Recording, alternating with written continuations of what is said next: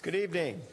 I'd like to call to order the City Council successor agency to the Redevelopment Agency Housing Authority regular meeting. We're going to have the pledge tonight led by, I believe it's John Ward from the Walk Back in Time Committee. Do you walk back in time as you approach the... We do it up here? Yes, that's fine. Please stand. I pledge allegiance to the flag of the United States of America, to the republic for which it stands, one nation, under God, indivisible, with liberty and justice for all.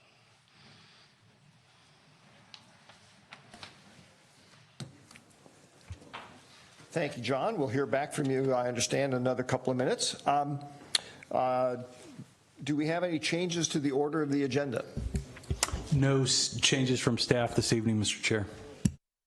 Anything from the dais? Chair, I'd like to pull item 7C from the consent calendar. 7C. Okay, we'll pull that. Jeff, I had one I wanted to get your advice on. Just from a meeting flow point of view, I was wondering whether or not what your reaction would be if we were to move both 10A and 10B to before the study session. Because I think we can deal with those relatively quickly. That would be fine, yes. Okay. Then if that's and as far as we know, the people who are going to be here, I see them in the back of the room. Good. Okay, fine. Who knows? Maybe you'll get out a little earlier. Okay, so we will do that.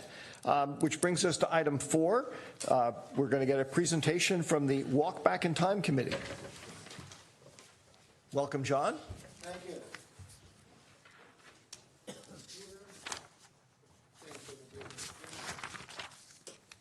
Well, thank you very much for the opportunity to take you on a walk back in time. More than a year ago, a group of us San Carlos old-timers got together and we were talking about the old days and the new days and how dramatic the change has been in the downtown. So we thought, well, let's see how good our memories are going back, because many of us were born here or raised here from day one. So we had a lot of fun. We went for several walks. We debated whether 650 or 750 was a Pam Jo corset shop or something else. So we had to do some homework. Anyway, let me introduce the folks here. And not in any order of age. But anyway, I'll just introduce you first, Ben. Ben Tortorici. And Benny was a clothier and started as a manager at Schneider's. And then opened Walter's Menswear, Walter Schneider, and you were the proprietor. Yeah. And then had his own shop, Tortorici's Menswear or Clothing. Years. Yeah, on Laurel. Okay? And Mike Tiernan, local optician. And Mike, how many years have you been in that building? And that's 49. Nobody, you believe that? Yeah, well, believing is being there every day. Scooter Giacosa from the Lighthouse Giacosa family. When did your dad start that? 1959. 59. My grandfather started in 46. Yeah, prior to that it was Biber Electric, and we got them on the screen. Beautiful. There it is right there. Yeah, right up there. Gail? All of you know Gail? She has no last name.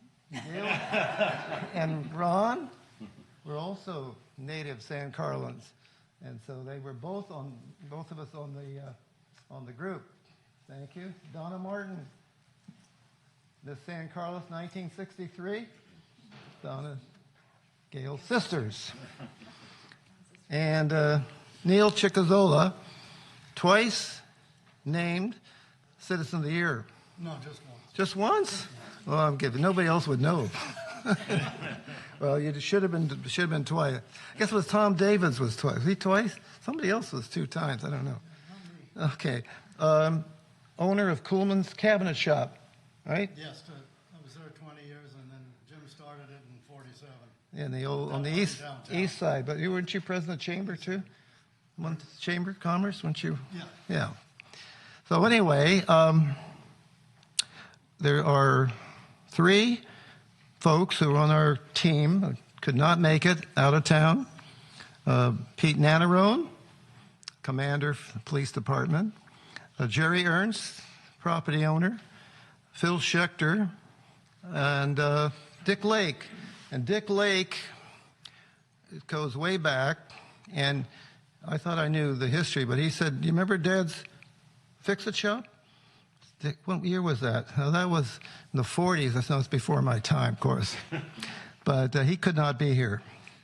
So anyway, what we did, we thought, since the downtown is such a vibrant, restaurant-oriented downtown, what a contrast going back to the 40s and 50s when virtually rolled up the sidewalks at 5:30.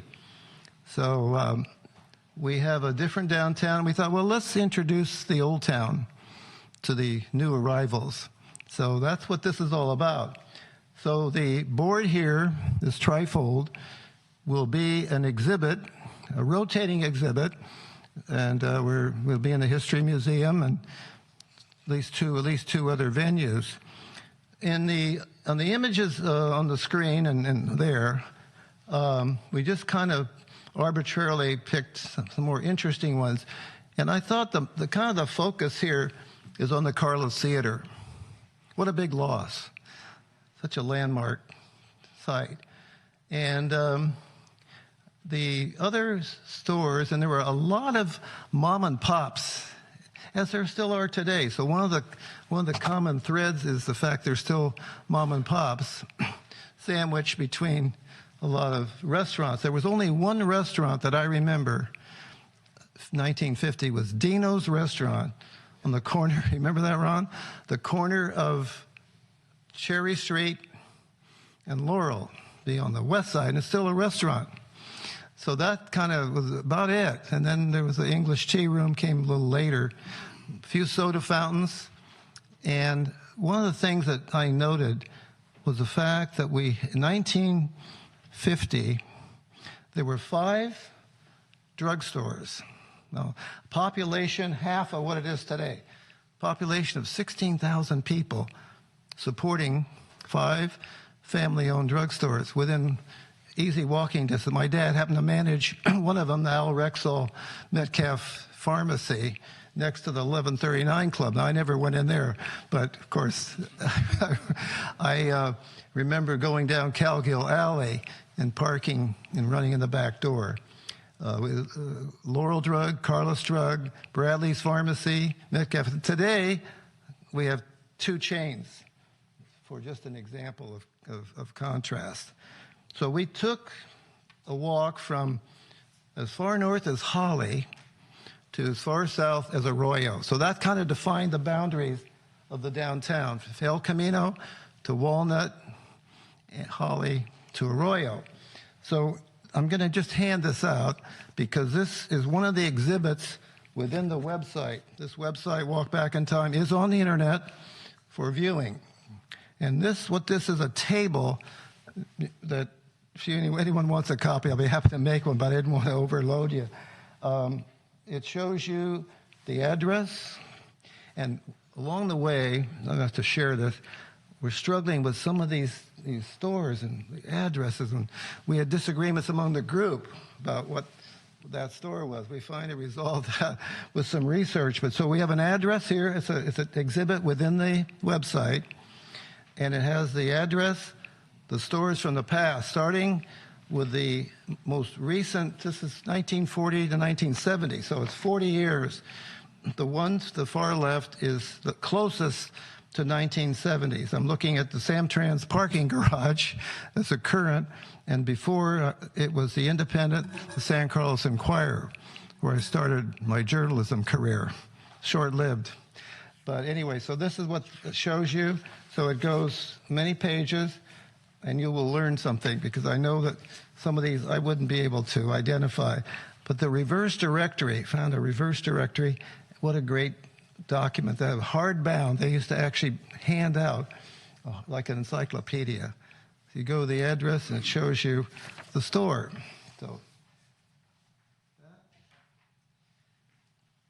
So the This is a documentary, in effect, a history book of the San Carlos from 1940s through the 70s. We had to kind of stop there because at some point it doesn't become that historic.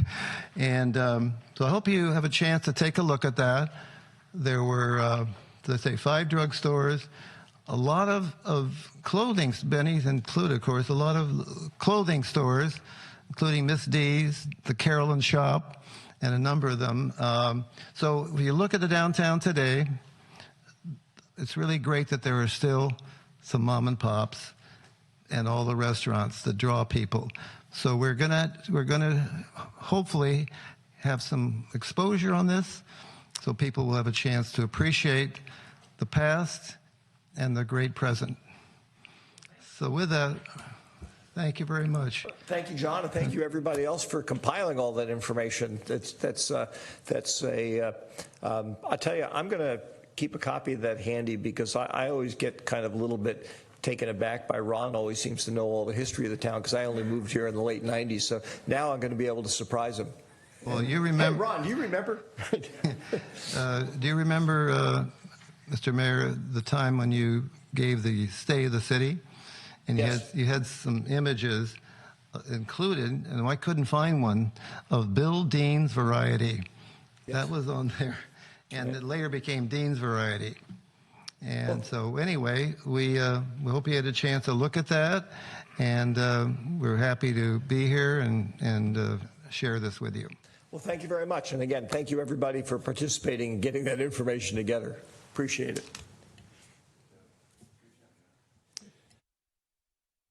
All right.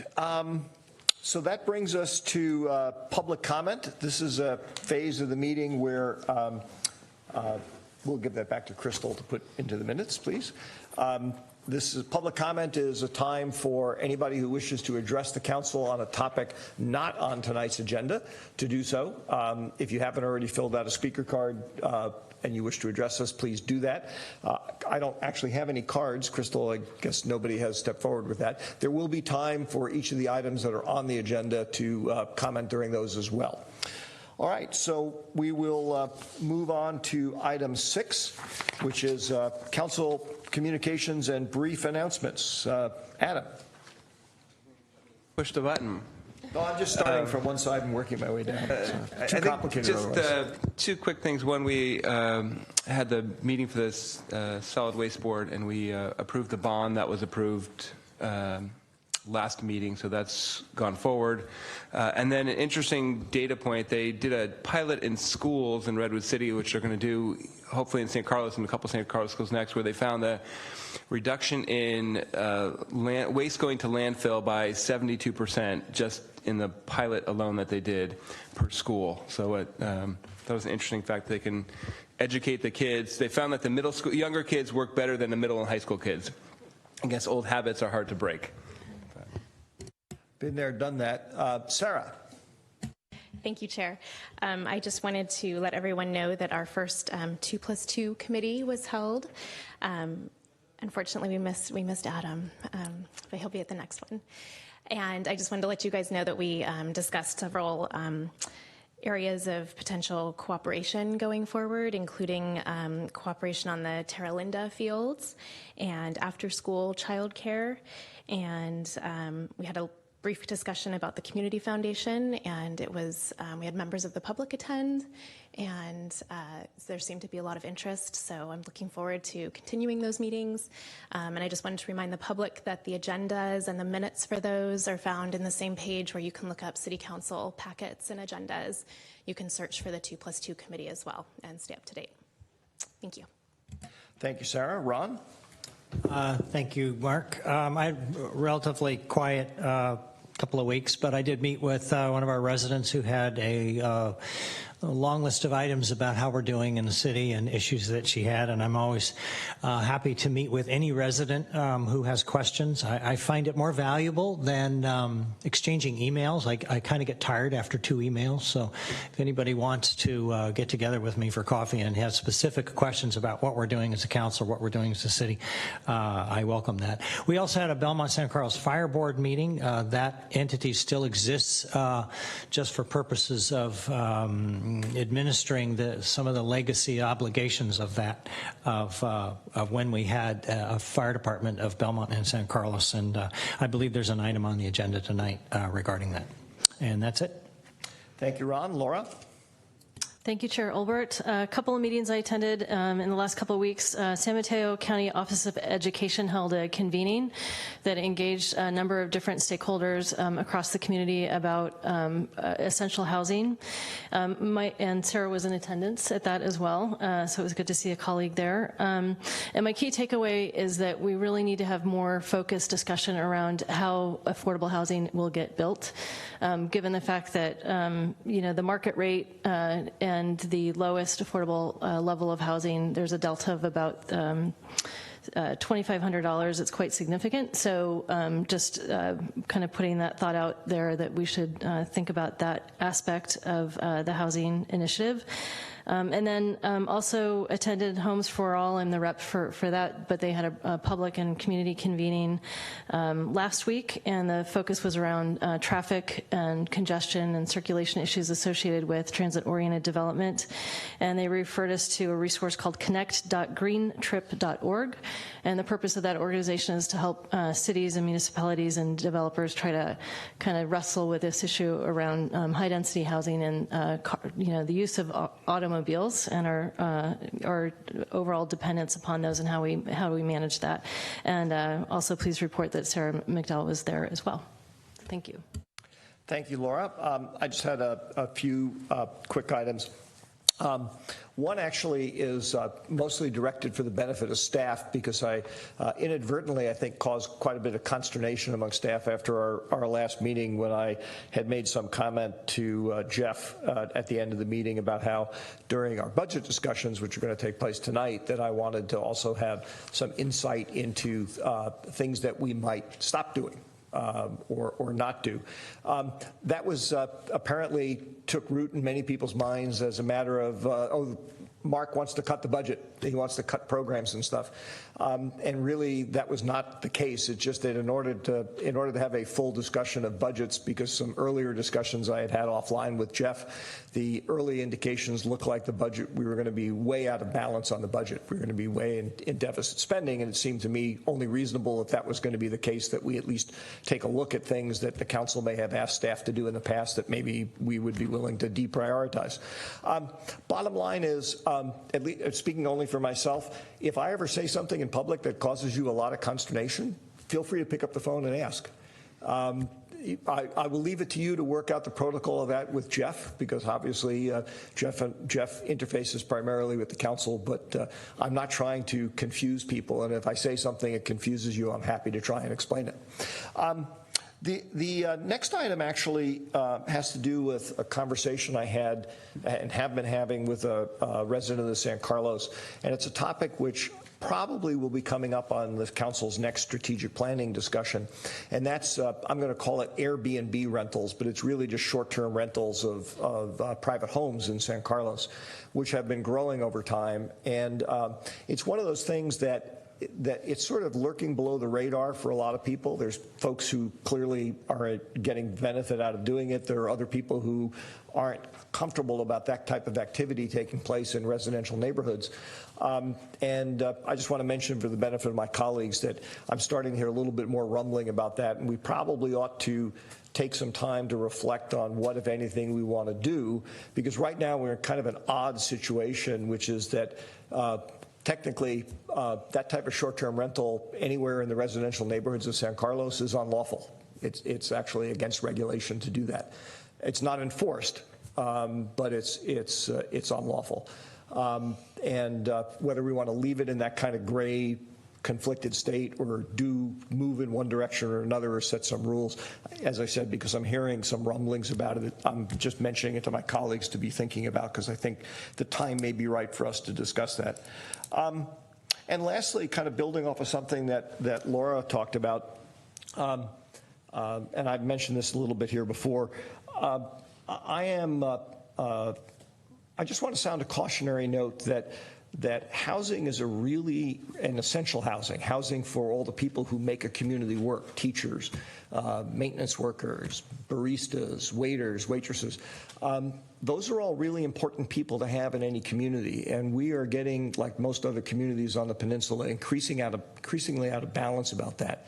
And in a particular case of teachers, if we price teachers out of wanting to work in San Carlos, I mean, everybody sitting up here knows that the primary reason San Carlos is as well off as it is right now is because we have a fabulous education system, public education system, and people pay enormous sums of money to buy homes to live here. That all starts unwinding if those people who help make a community work can't afford to live here. So I really hope we will keep that in front of us, front and center, as a priority, because I really think we're going to have to do something about that fairly soon. Other communities are starting to do more and more, and I'd like us to sort of stay in the mix. So with that, we'll move to consent calendar. These are items that are approved en masse by the council without discussion, although any council member can ask to pull an item off the consent calendar to be addressed separately. Laura has already done that in the case of item 7C. Are there any other items that a council member would like to withdraw from the consent calendar? Okay, hearing none, I will entertain a motion. All right, Mr. Mayor, excuse me, Chair Olbert. Whatever. Old habits die hard.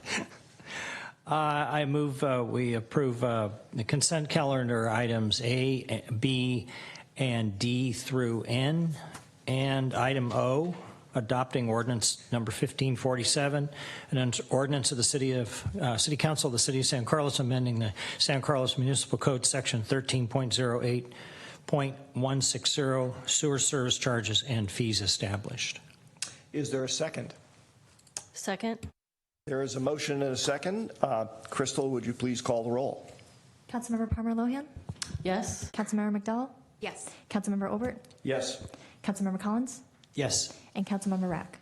I'm going to vote yes on A, B, D through L, I'd like to abstain on M, and yes on N and O, please. Noted. All right. Laura, if I may ask, we have flexibility about when we deal with the items pulled off the consent calendar. Is your item relatively quick? Or Yes. Then have at it. Yeah. I would just request that staff amend the meeting minutes from item 7C to reflect my request to staff to come back with a plan to provide their recommendations to allow San Carlos to hit our RHNA objectives, our HNA goal of 344 additional units of deeper levels of affordability by the year 2023. Thank you. Greg or Jeff, is that something that we can verbally amend the minutes on and pass them, or do we have to have you bring them back in writing, revised? No, they could be passed as an addition the way it's proposed. Okay. And did staff catch what Laura asked? Okay.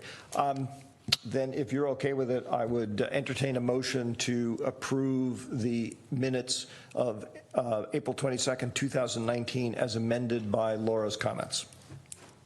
I'll move to approve the minutes from April 22nd, 2019 with Laura Palmer Lohan's amended comment. Is there a second? Second. There's a motion and a second. Crystal, would you please call the roll? Councilmember Olbert? Yes. Councilmember Palmer Lohan? Yes. Councilmember McDowell? Yes. Councilmember Rack? Yes. And Councilmember Collins? Yes.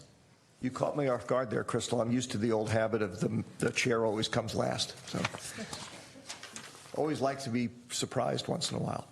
Okay, that brings us to item 8, which is reports to council. Tonight we have one item, report on events to celebrate LGBTQ plus pride in San Carlos. Good evening, Nicole. Good evening, Nicole Scott, City Manager's Office. So I'm here tonight to let you know about upcoming Pride events in San Carlos. The month of June is designated as LGBTQ+ Pride Month, and this acronym is meant to be inclusive of all communities: lesbian, gay, bisexual, transgender, queer, questioning, and all others. The vision of San Carlos City Council involves inclusivity, and its core values include fostering a safe, diverse, welcoming, and engaged community. By celebrating Pride Month and supporting San Carlans who identify as LGBTQ+, the city is putting action behind these statements. Celebrating Pride Month is a way for the city to ally with the LGBTQ+ community, signaling to the members that they are valued and welcomed in the city of good living. With that in mind, staff has planned a number of events to demonstrate San Carlos's support for the LGBTQ+ community. On June 3rd, the San Carlos School District and the Adolescent Counseling Services Program Outlet will be holding a Gender Spectrum and Inclusive Communities Workshop. On June 10th, a proclamation naming June as Pride Month will come before City Council. And then on the 21st of June, we'll be holding a flag-raising ceremony here at City Hall, where we will be raising a pride flag and hearing from some of our LGBTQ+ community leaders. On the 24th, San Mateo County Pride Center will be here to present to City Council about their work to support the community. And then later on this summer, on September 6th, our Movies in the Park series will be showing a film whose theme is centered around diversity and inclusion. So we're looking forward to these events and, of course, invite the community to participate. We are happy to support the LGBTQ+ community in San Carlos and plan to continue celebrating Pride Month in future years. Thanks. Thank you, Nicole. Just a quick question. Do you have a sense of what you can share about the sort of logistical details with the council for the, for the Welcoming City flag raising ceremony on the 21st? So it'll be 4:30 to about 6:30 here at City Hall. I don't think we have the program quite finalized yet, but we are going to have the San Mateo County Pride Center be there, and we'll have our official flag raising ceremony and refreshments will be served. Okay, good. Thank you. Questions for staff or comments? Okay. I had one. Thank you, Nicole. No, I don't think this was a Nicole question. So, I had one suggestion I wanted to bounce off my colleagues and see if anybody has a problem with it, and that is that we take the opportunity to invite certain dignitaries, basically, of the communities surrounding us to come to the ceremony. It's obviously up to them whether they wish to come or not. But to do that, does anybody have a problem with that? What, for the flag raising? Yeah. Oh, yeah. Yeah. Great idea. And if they're not trying to usurp anybody's individual initiative to do it, but if you have somebody you'd like to see invited and you would like it to officially come from the mayor, feel free to pass the name along. I think I could do that, right, Greg? Yeah. Okay. Can that be anybody, or just have to be a dignitary? If it's somebody that you would like to get a special invitation, that's fine. I would extend it to include that. Okay? Maybe my brother. I would be pleased to do that. Okay? I'll give you the information. Laura. I just wanted to thank staff for doing this. You know, as the vision of San Carlos does include inclusion and diversity and celebrating that, it makes me proud to live in a city that is living its truth around welcoming. And I do hope that this is the first of many events to invite everyone to feel welcome and included and part of San Carlos. So thank you so much.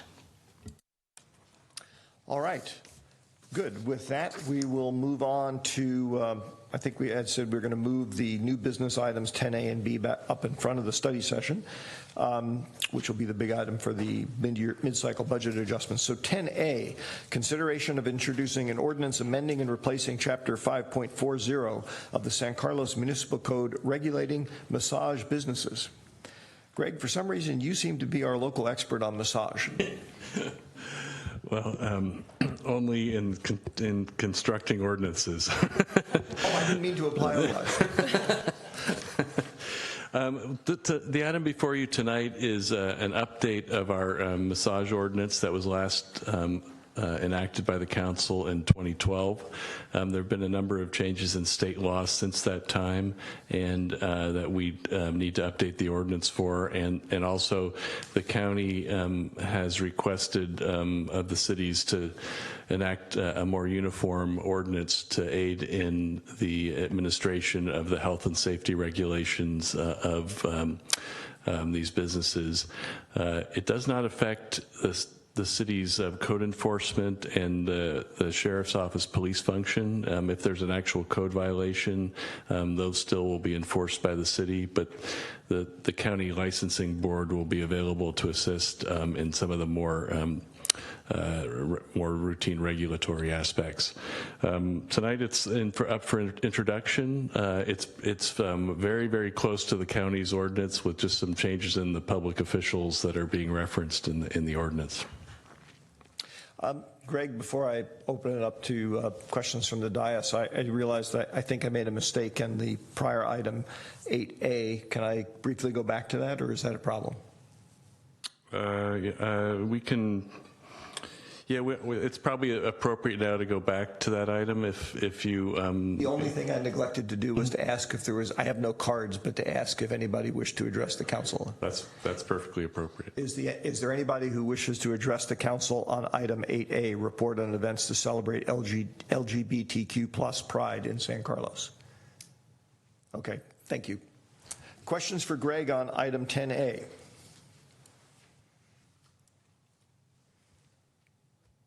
I don't have no lights on. I have just one sort of question, which you and I dealt with sort of by phone over the weekend, which is just as an aside, I would have found it useful to get some kind of synopsis on what the differences were between our ordinance and what we're adopting. I mean, I read what was in there. Mm-hmm. I'm sort of thinking of a red line kind of version, even though oftentimes when you are redrafting an entire ordinance, that's not really a practical thing to do.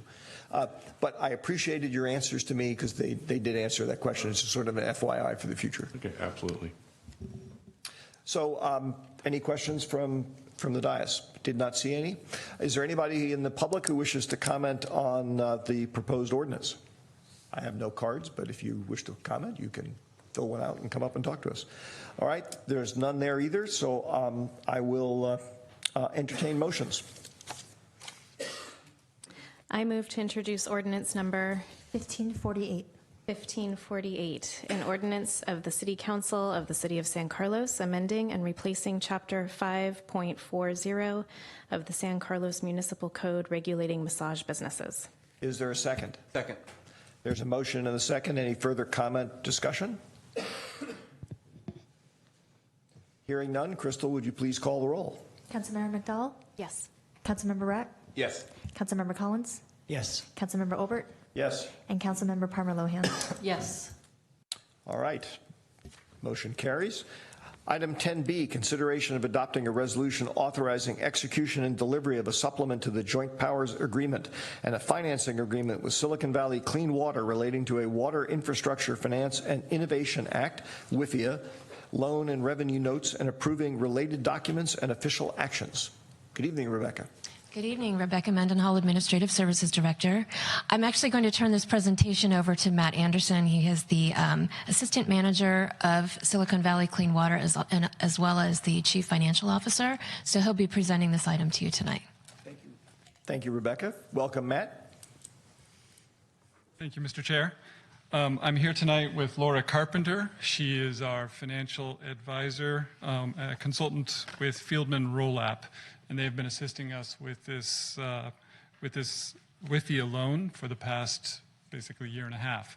So the WIFIA loan is something that we're excited about because it's going to reduce the cost of borrowing for this large infrastructure project that we have. As we get into details, there will be some more materials, but the first slide just describes the actual resolution that is being requested of us tonight. I'm sorry, thank you. Thank you. So there are several items on this that I will tick through rather quickly. The first item is the execution and delivery of the loan itself. That is a loan between SVCW and the EPA. The second item is the notes. So we are issuing during construction short-term notes to pay for construction, and when those notes mature, we will use the WIFIA loan proceeds we'll draw from the EPA to pay off that note. And so that reduces, again, the cost of borrowing during construction. The third item is the financing agreement. That is between the city and the Silicon Valley Clean Water. That establishes the legal relationship and the revenue pledge for the repayment of the debt. The fourth item is the approval and distribution of the Appendix D of the preliminary official statement. That is so-called the POS, and that is going to be a document that is released to investors and potential buyers of the notes. Authorization to execute those closing documents is requested so that my office can do that with the appropriate guidance. The approval of the continuing disclosure certificate, that's the SEC requiring that so that we are abiding by all of the regulations that are in place. And the last item is a supplement to the Joint Powers Agreement between SVCW and its member agencies. The reason for this supplement is to amend it to reflect changes in securities laws that have occurred since the APA was first established. So very quickly, I'll go through the pieces of our capital improvement program. To date, we have been working on the CIP for about 10 years.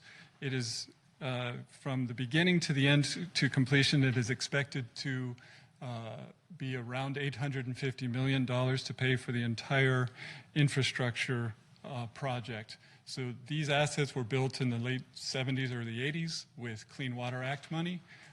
That was part of the Clean Water Act, and that's why they are now approaching 40 to 50 years old and are being replaced.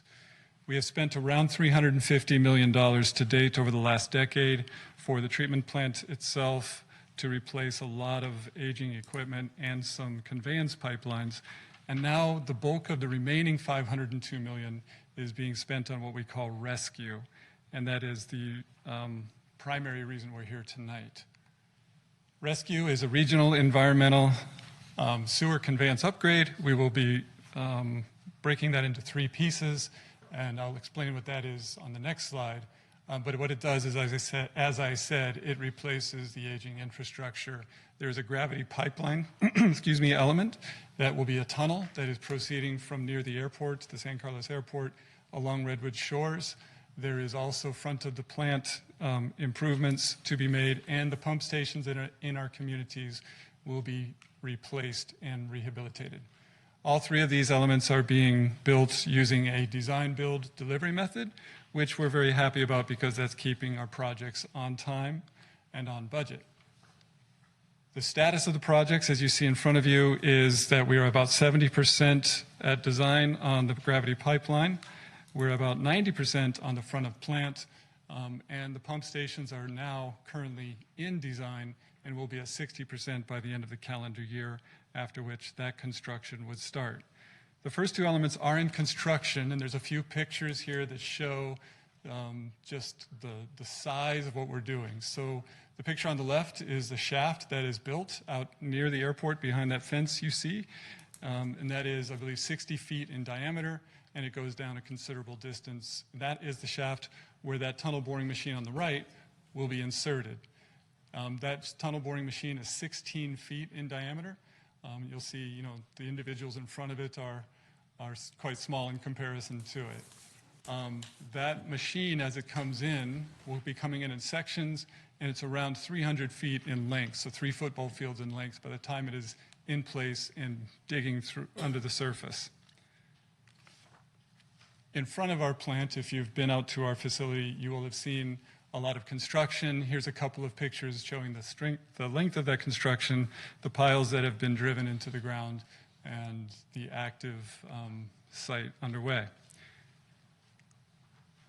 To date, we have paid for the capital improvement program with a mix of wastewater revenue bonds. We've had 5 different issuances since 2008.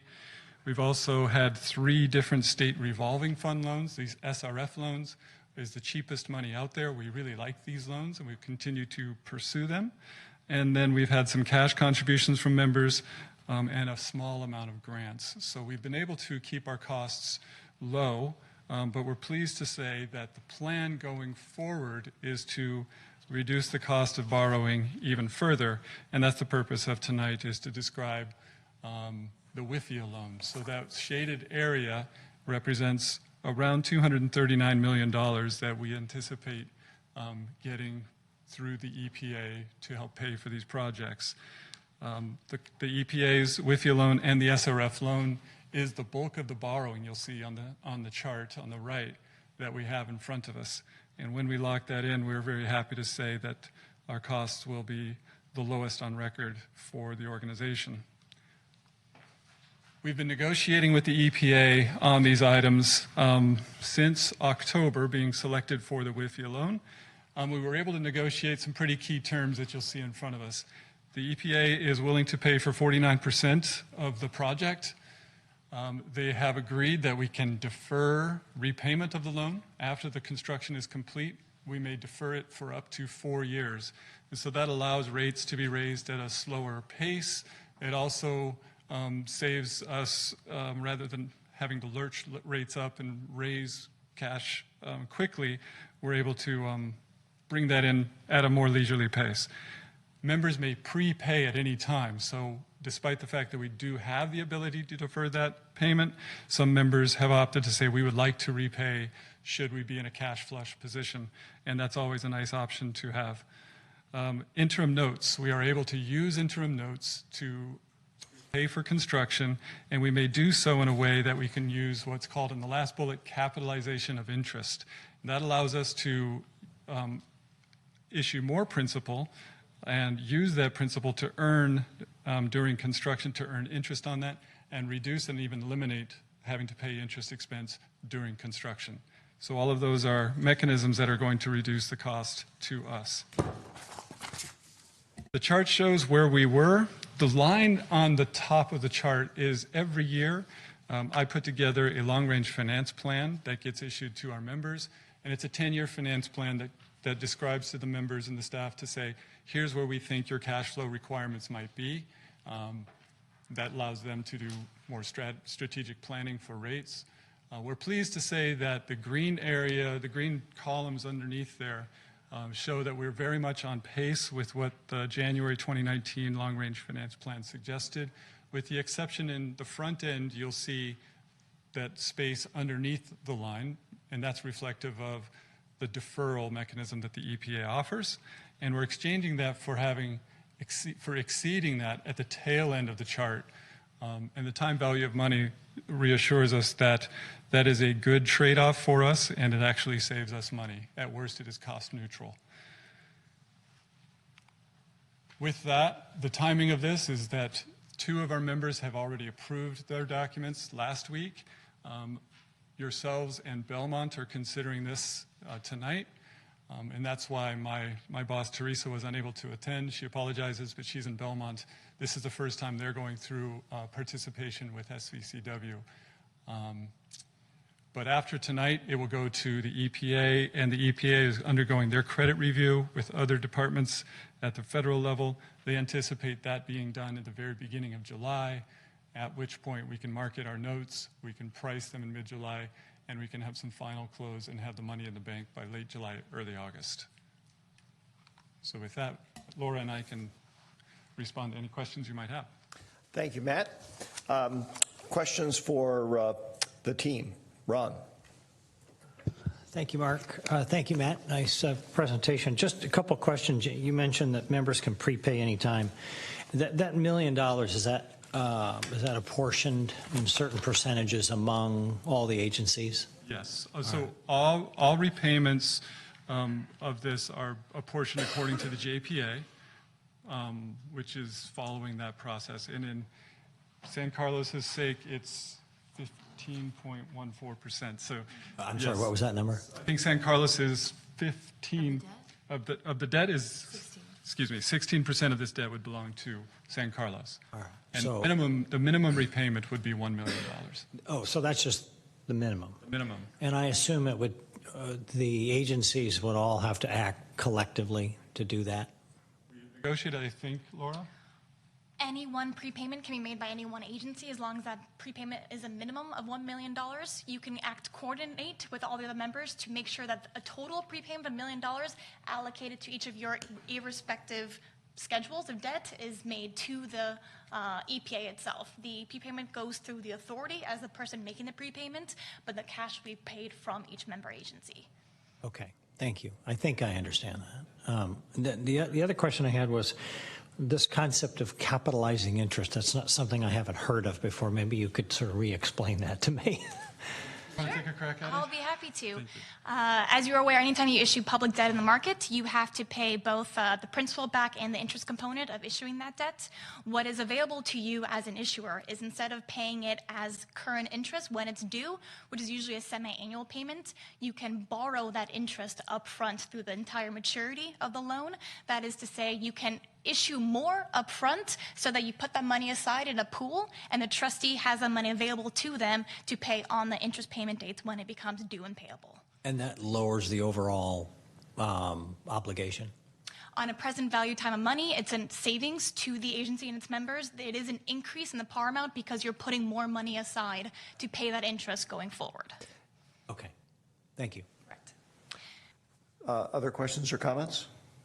I had a couple. So, by the way, Ron, one of which was related to that item you were asking about capitalized interest. I think the thing, if I remember the details correctly, the way I would put it is, it allows you to trade off for sort of smoothing out the contributions that each member agency would have to make to Silicon Valley Clean Water by deferring some of the cost of the interest that would otherwise be hitting you. And so it gets back into this question of which is more important, sort of keeping rates low as long as you possibly can, or smoothness, or what? That is correct, Chair. As you mentioned, the amount of money that you could have paid over current interest over that 4 to 5 year basis, which is the term of the note, you can instead take that amount, put it up front in the par amount, and instead amortize it over the entire life of the WIFIA loan over a 35-year period, which is over more of the useful life of the project, allowing your ratepayers to pay that interest over a more costly basis and allow free cash flow up front for other capital improvement projects or other cash flow needs the city may have. One question I had, which you touched on briefly, is that not all of the agencies have always participated in the prior financings. And I think Belmont, for example, they may in fact have been the only one who didn't participate in certain ones. This may be more of a Rebecca question. Have we ever looked at whether or not it would be in San Carlos's interest to not participate in some portion of the round of financing? I'm not even quite sure how to go about analyzing that, but then again, you're the finance person, so. We've worked with Alex Handlers. He's the one that helps us with our rates, and we've looked at it, and we felt that this was the best option for us. Okay. All right. Good. Let's see. Are there any other questions from the dais? If not, the comment I was going to make is, since Matt is, too nice to pat himself on the back, I'd like to echo here what was told to Matt in the board meeting that we had not too long ago, which is this WIFIA concept is an excellent one. It took a lot of work to get it to fit in our timetable. As you can see, we have a relatively short shot clock here, which is why Teresa's not here. You have to get all this stuff done. But this is really Matt's baby, and he has really served all of our communities very well by doing this. And I'd like to once again extend my thanks publicly for you and your team and everything that they've done to make this come together. So thank you. With that, is there anybody from the public who would wish to comment on this item? Seeing none? Okay. I have one comment to make. There was a quick typo on the first page of the presentation. It referenced Appendix D of the POS. Your city will be approving Appendix B for San Carlos. We will be approving Appendix B as in boy? B as in boy, that's correct. B as in boy, okay. Greg, do we need to modify any of the things we're actually approving tonight? Because I know we're approving this sort of generically. We're giving staff authority to execute a bunch of related documents. The reso that you're approving looks like it's okay. That's correct. The resolution is correct. It was just the presentation that had the typo. Fair enough. Okay. In that case, I will entertain a motion. I move to adopt Resolution 2019-45, a resolution of the City Council of the City of San Carlos authorizing execution and delivery of a supplement to the Joint Powers Agreement and a financing agreement with Silicon Valley Clean Water relating to a Water Infrastructure Finance and Innovation Act, WIFIA loan, and revenue notes, and approving related documents and official actions. Is there a second? Second. Motion and second. Is there discussion or comment? Hearing none. Crystal, would you please call the roll? Councilmember Rack? Yes. Councilmember Obert? Yes. Councilmember Palmer Lohan? Yes. Councilmember Collins? Yes. And Councilmember McDowell? Yes. Motion passes. Thank you, folks. Appreciate it. All right, so now we'll move on to the big item for tonight, the main item for tonight, which is the study session on discussion of recommended fiscal year 2019-2020 mid-cycle budget adjustments. A couple of just general comments before, and a question for Jeff. Sorry, before you step out for a second. I'll do that one first then. Can you just make it clear for the benefit of all of us what staff is looking for tonight?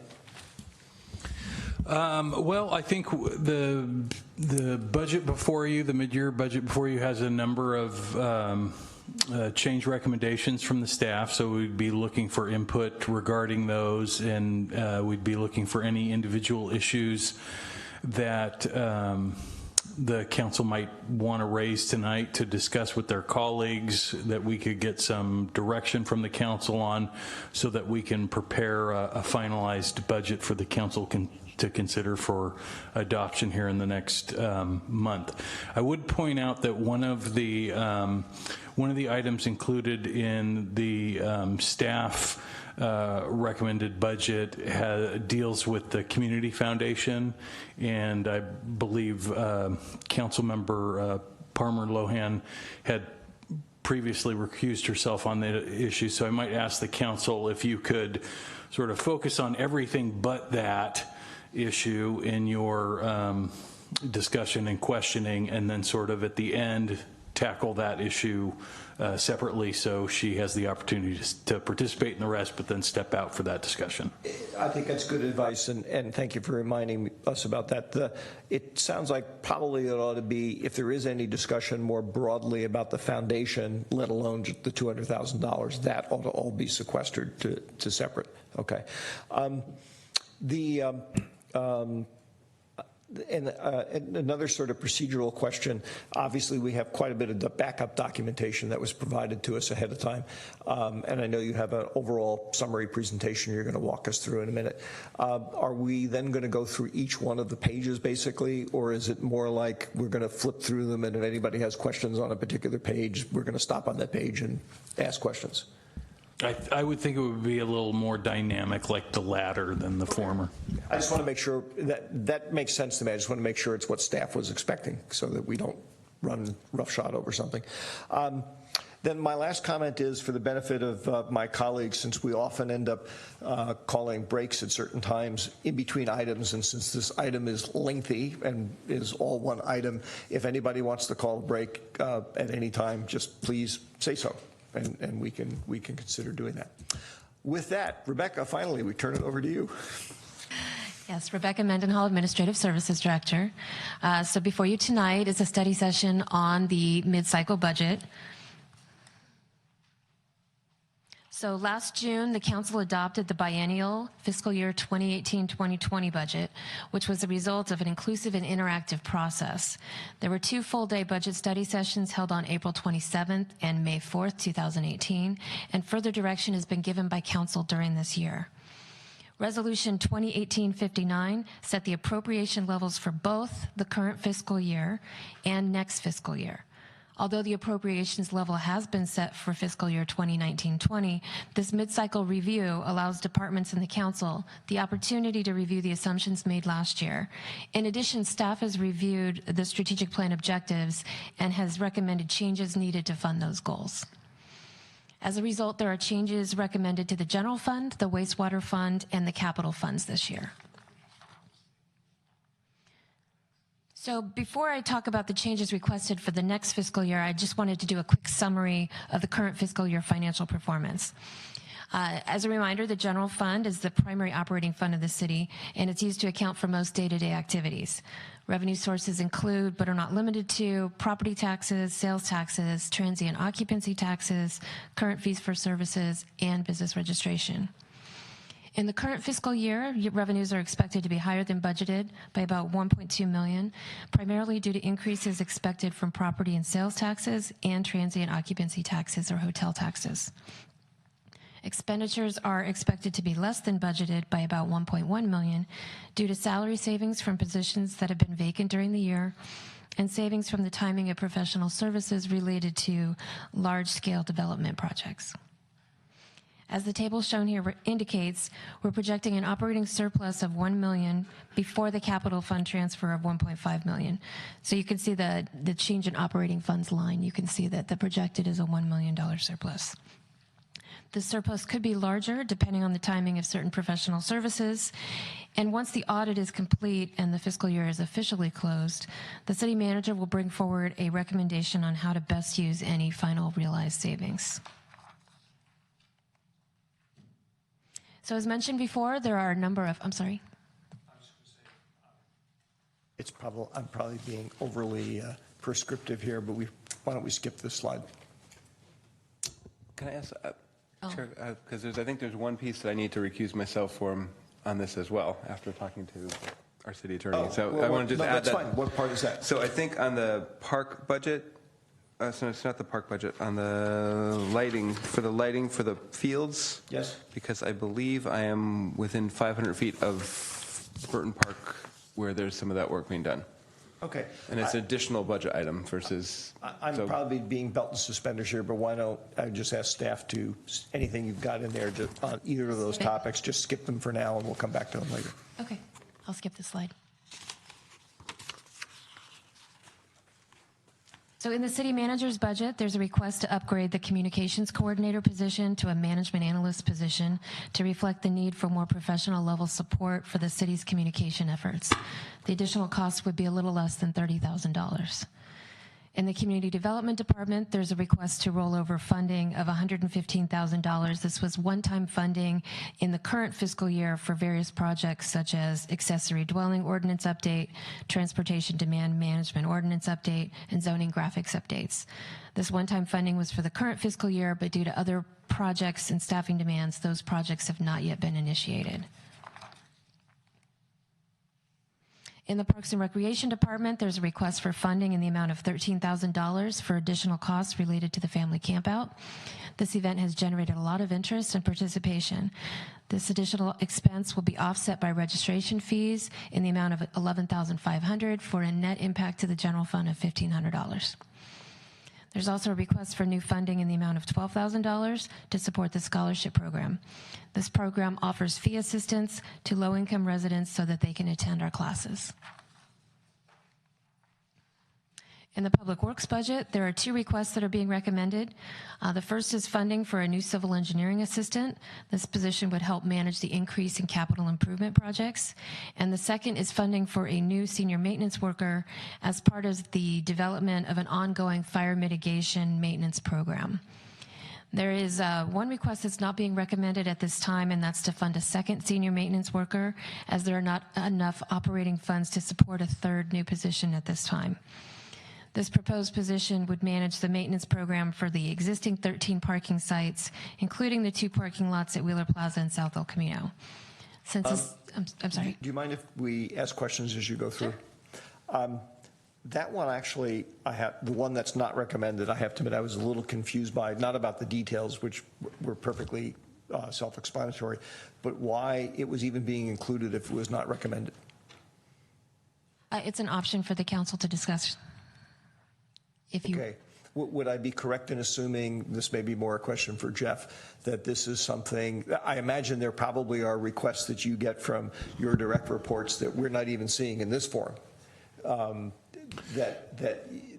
So therefore it's what, this was sort of on the fence?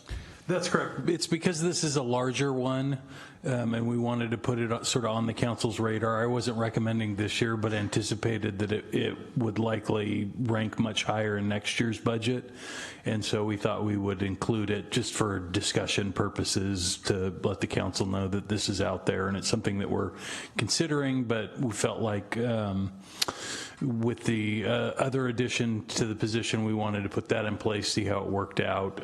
But if the council, you're hearing from the public about some of these things too, and if you felt strongly about it, we wanted it to be out there as an option. Okay, thank you.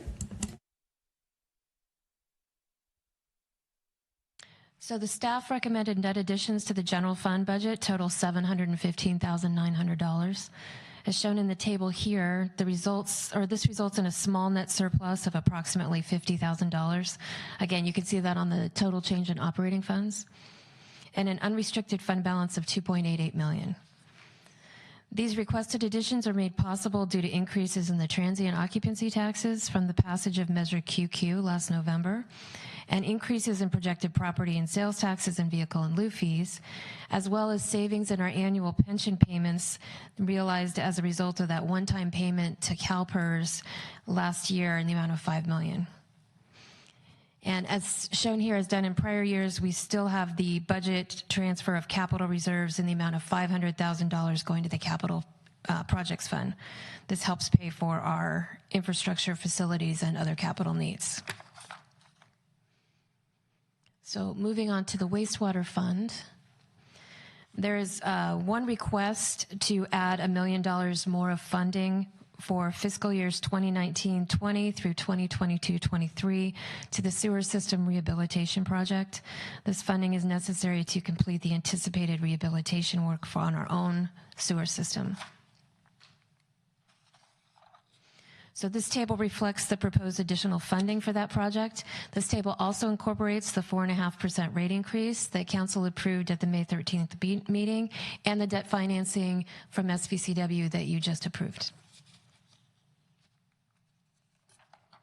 So moving to the capital funds, last year the City Council was presented with a 5-year capital improvement program budget as part of the budget study session on May 4th. As there were many approved projects, a detailed listing of those can be found in your packet beginning on page 270. And there are a few recommended changes to previously approved projects. The first is in the gas tax fund. There was a request to increase expenditures for the sidewalk repair project by $420,000 in the next 2 fiscal years. This will be offset by property owner revenue, leaving a net request of $210,000 per year. And this request is being made to fund the backlog of sidewalk repairs. I'm going to skip over one of those.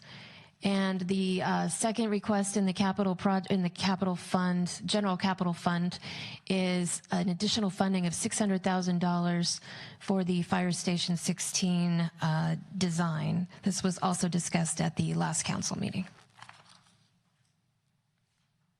So it's not in addition to that. That's No, just this is what we discussed at the last council meeting. So in the general capital fund, there are 3 new and future projects that have been proposed. The first is $800,000 for the downtown plan. This was part of the City Council's new strategic objective. This funding would provide a vision to enhance, improve, and protect the city's downtown and will take about 2 to 3 years to complete. The second is for a little less than $84,000 for the street tree and neighborhood improvement. This is being fully funded by Prometheus, the developer of the Transit Village project along El Camino Real. This street tree and neighborhood improvement project or fund was established as a condition of approval of the project.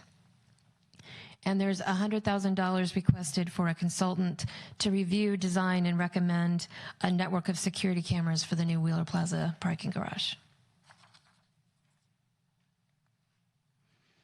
In the Park and Lieu Fund, there's a funding request for $500,000 for the Chilton Park improvements. This follows the council's approval of the master plan earlier this year. I believe it was in April. And finally, in the housing funds, there's a request for funding in the amount of $750,000 for a new project to analyze zoning and make amendments to incentivize production on all types of housing, including affordable housing, to meet the council's strategic objective. So the requested capital project changes have all been incorporated into the proposed budget, and there's adequate funding for all of them. And again, more detail can be found beginning on page 270 in your packet. Rebecca, just a quick question. Things like the studied land use and regulatory options, $750,000, or the $800,000 downtown plan, why are those part of the capital budget as opposed to the operating budget? They're one-time funding. So our capital projects fund is used for designs and study. It's not then capitalized, but it's a place that has our capital projects are for one-time projects and Okay. and studies. Thank you. No, I wasn't aware of that.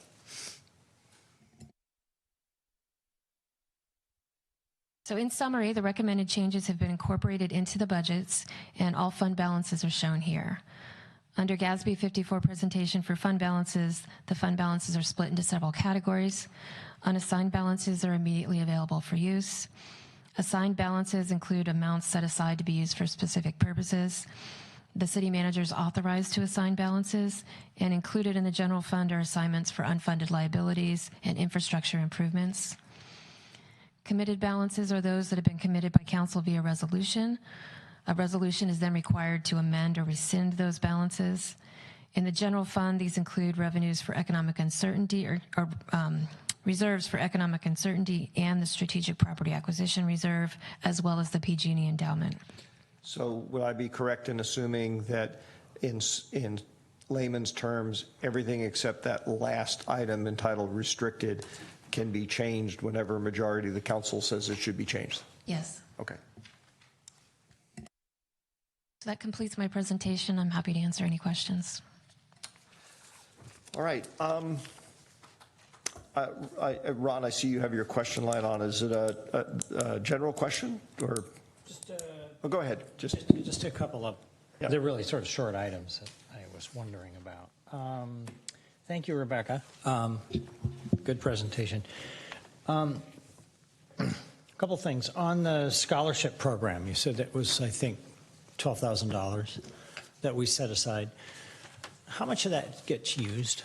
Do we use it up every year, or do we sometimes as a rollover? I would refer that to Amy. I believe she's here.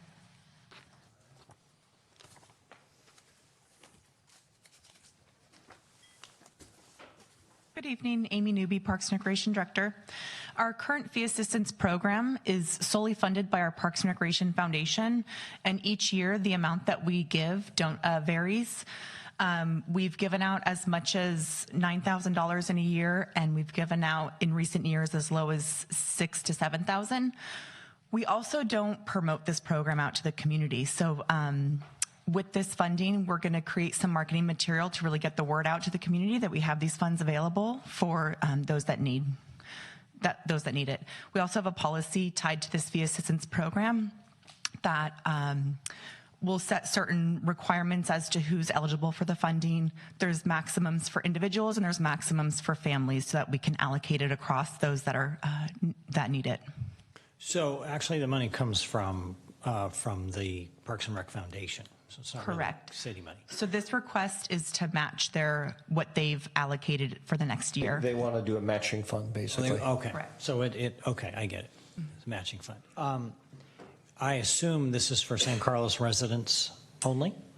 It is for San Carlos residents. One stipulation in the policy that we will bring forward to you is for students also enrolled in the San Carlos School District or a San Carlos-based school will also be eligible for this fee assistance. And how about, would it extend to employees of San Carlos schools or the city? That is not going to be recommended by staff.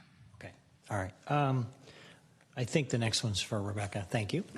On the gas tax fund, I was looking at the chart. I couldn't find it. General question is, our gas tax revenue increasing or decreasing or staying pretty much the same? It's increasing. It is increasing. Mm-hmm. Is that just And because of higher gas tax? that's allowing us to be able to add this funding. Okay, so that's basically just due to higher gas prices? That and there was the SB1 money that right. we are getting, so. Okay, great. I think I had one more question, but I can't remember what it was, so I'll pass for now. Thanks. Okay. just thinking, spend a little bit of time here on process stuff. It's very important that we get a chance to have questions answered and maybe even have some discussion amongst ourselves about priorities and whatnot. I know when I was going through the package, I have quite a few questions sort of littered over most of the pages.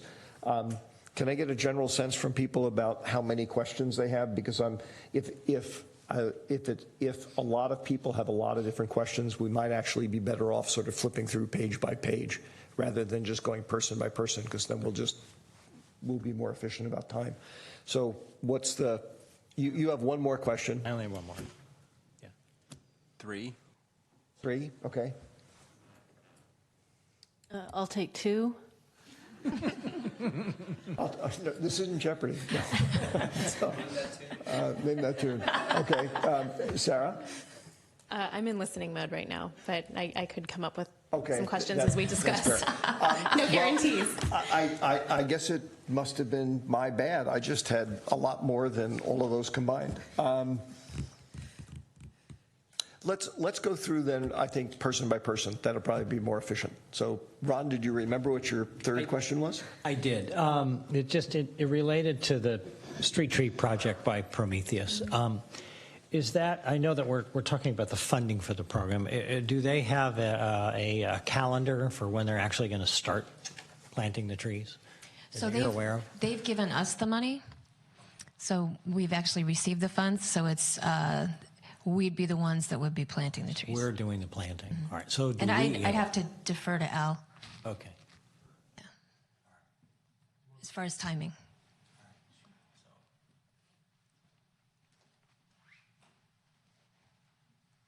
Good evening, Chair, members of the City Council. So this $83,000 is in a fund for the GSC neighborhood, and the way it will work is they will tell the city and invoice the city for where they want the trees or other beautification in their neighborhood to be done. So that's kind of how it's set up, and that was a part of the conditions of the project. And I assume we've done outreach to them to tell us, you know, what their desires are. We did outreach a week or two ago. We had a neighborhood meeting in the Greater East San Carlos neighborhood, and we talked about this, but we also talked about a separate planting plan for the berm, the Caltrain berm. So in addition to this, the developer will be planting trees to screen the neighborhood from the Transit Village project. So there'll be trees planted there in the near future as well. So yes, they're aware of it. They don't have any asks as of today. They'll need to get together as a group, as a neighborhood, and talk about what their needs are. Okay, thank you.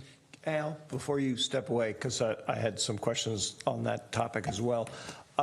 So as I recall, there were supposed to be trees planted along the berm, and there was this other program about beautification in the neighborhood. As I also recall, because of, I think, the electrification project, some portion, perhaps a significant portion of the trees that were contemplated as being put in along the berm were perhaps not going to be put in.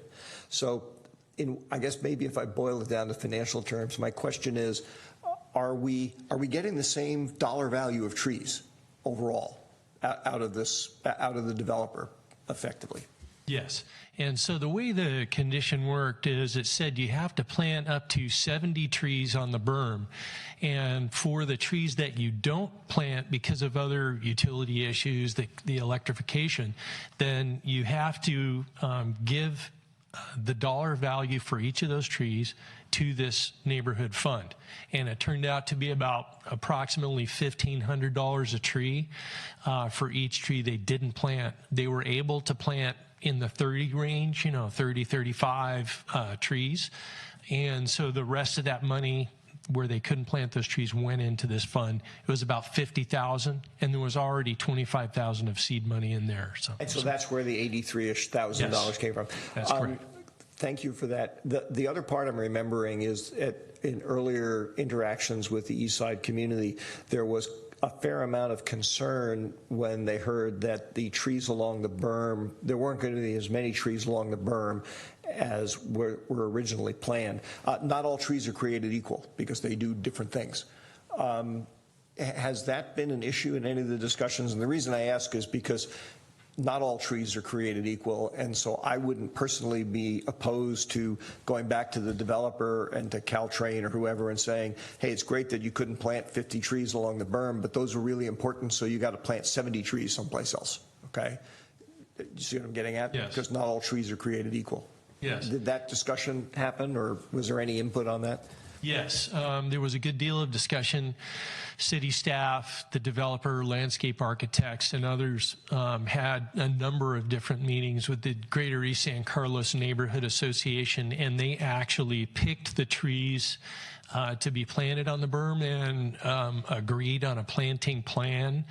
That planting plan was then taken to the neighborhood just 2 weeks ago. I held a neighborhood meeting over there, got community buy-in on the plan that the Greater East San Carlos Association wanted. Everybody agreed to it. So essentially they picked they had a palette of trees they could select from. They selected those, and those are the trees that would be planted. And they're aware of the height and the width of those trees and the screening of that. They're also aware of how this planting plan can be implemented in their neighborhood. All right, I appreciate that. I'll just leave it again as saying that if we are running into problems with, you know, kind of like people accepting the plan but only grudgingly because they were expecting more, then I don't necessarily have a problem trying to lean on the developer saying you've got to do more. Okay, sure. Because we are basically letting them out of at least one kind of obligation. Okay, and we don't do that lightly because that was a tensely negotiated thing. Okay. Can I add on that? Yeah, sure. Just on that topic, one question. I know that not necessarily with this project, but on sort of on the industrial road side with the Palo Alto Medical Foundation, they put trees in over there. A lot of those haven't been maintained. Is there a maintenance plan for this, and is there a budget for that within here, or what's sort of the thought around that? Yes, there is a maintenance plan in place for those trees. The developer was required to install new irrigation, so that was part of the issue, and it took a long time to figure that out. So complete new irrigation. They will need to maintain that irrigation plan and keep the trees in healthy growing condition for a period of 25 years. And after the 25 years, the city will then take over maintenance of those trees. And does that include the ones in the neighborhood, or is that only the ones on the berm? Only the ones on the berm. So then is there a plan to make sure that the trees in the neighborhoods are healthy and can grow to a point where they're self-sustained? Well, there's, are you referring to like trees on private property or trees in the public right? I don't know where the neighborhood trees are going, so I don't. If a tree, and that hasn't been worked out yet, quite frankly, I mean, if a tree is in the public right-of-way, it would likely be this city's responsibility to maintain that. However, most city street trees or trees that are in front of somebody's house are that person's responsibility. And if I'm incorrect, Stephen can correct me. But, and if they're planted in someone's yard, it will need to be determined whether the city is going to go onto private property. And I mean, I think there could be some legal issues there, you know, accessing private property and such. It's likely that it would pay, you know, maybe the fund would pay for installation and irrigation and things like that for a private individual if that's the way they want to use it. But ongoing maintenance by the city is something that takes more in-depth analysis. Can I jump in there? Oh, go ahead. I had another question. I may just be speaking for myself here. On the other hand, staff is looking for feedback from the dais.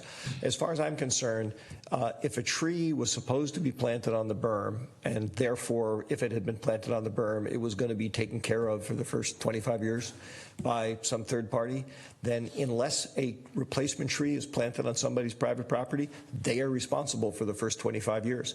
Again, we are letting them out of an obligation. Or we're giving them another way to fulfill their obligation.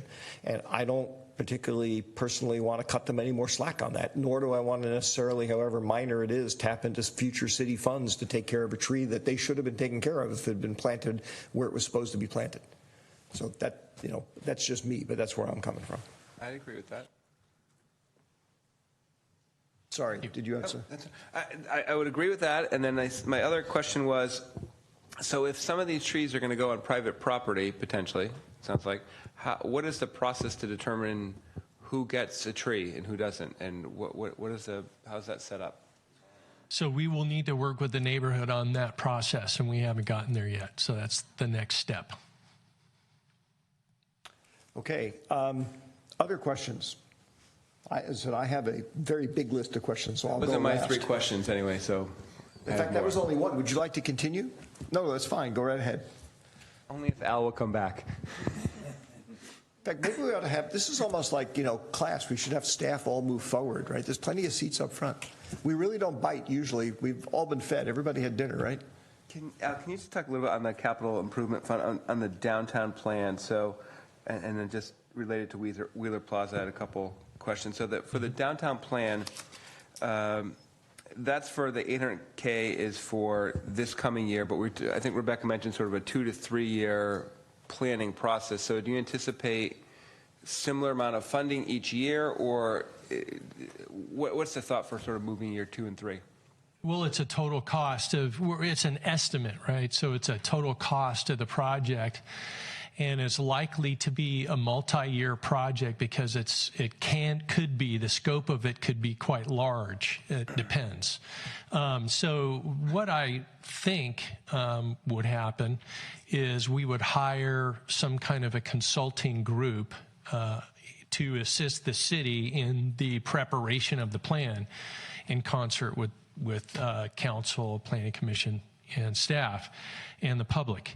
And so it's likely that contract would be, I'm just thinking out loud here, but a multi-year contract, a one-time, hey, we know it's going to be $800,000, but it could be a multi-year contract.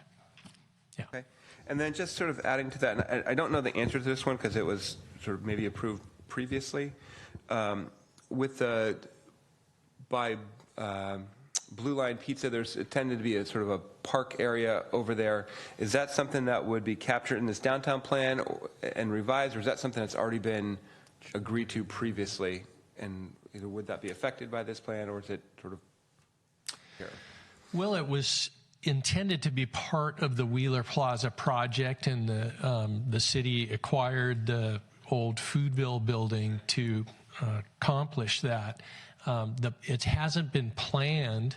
The program for that area has not been developed, but it is somewhat of a separate issue attached to Wheeler. Now, you could, if you wanted to, you could throw that into the mix, but it just depends on the immediacy of that particular park, and how it comes forward, how quickly you want it to come forward. We anticipated that it would be a separate project and that it would be brought forward as part of a potential development combination project park right there. And that could go a lot faster, I think, than this downtown plan. Okay. But it sounds like it should take into consideration, at least as part of it, given that we're looking at reimagining potentially the downtown. Yes, you could. On that. On the parking garage for, I noticed that there's the electric parking. Adam, I'm sorry, before you get to that one, because I wanted to build off of the last question you asked. There are several projects in here, the downtown study being one of them. There's the housing related stuff as well. I'm a little curious as to how the numbers were even put together, given that the council, and I'm not accusing anybody of anything, but the council literally has not come to a tight consensus on what we would like staff to do. So what's the basis of the number? Well, the basis of a number, if you just talk about what a plan is and a downtown plan, in the initial discussion, I think that we had at our strategic retreat with the council, the discussion talked about a downtown plan that might encompass San Carlos Avenue, the historic core, all the way down to Eaton. That's what I think the discussion talked about. And there was discussion about streetscape improvements and land use considerations and architecture and urban design. So if you look at other cities who have done similar plans, the cost of those types of projects is well within the $800,000 to $1 million range. And so it's just at this point an estimate. You're right. I mean, if we want to scope it, and it's probably a good idea to sit down with either a subcommittee of the council or the council at a study session to scope it out better, we can certainly approach it that way as well. I'm just thinking about things that various people have kicked around at certain points in time involving the downtown. Would this prospective plan possibly include even something like, well, gee, we'd like to figure out what would be involved in closing off the first 3 or 4 blocks of Laurel Street and turning into a pedestrian zone? Yes.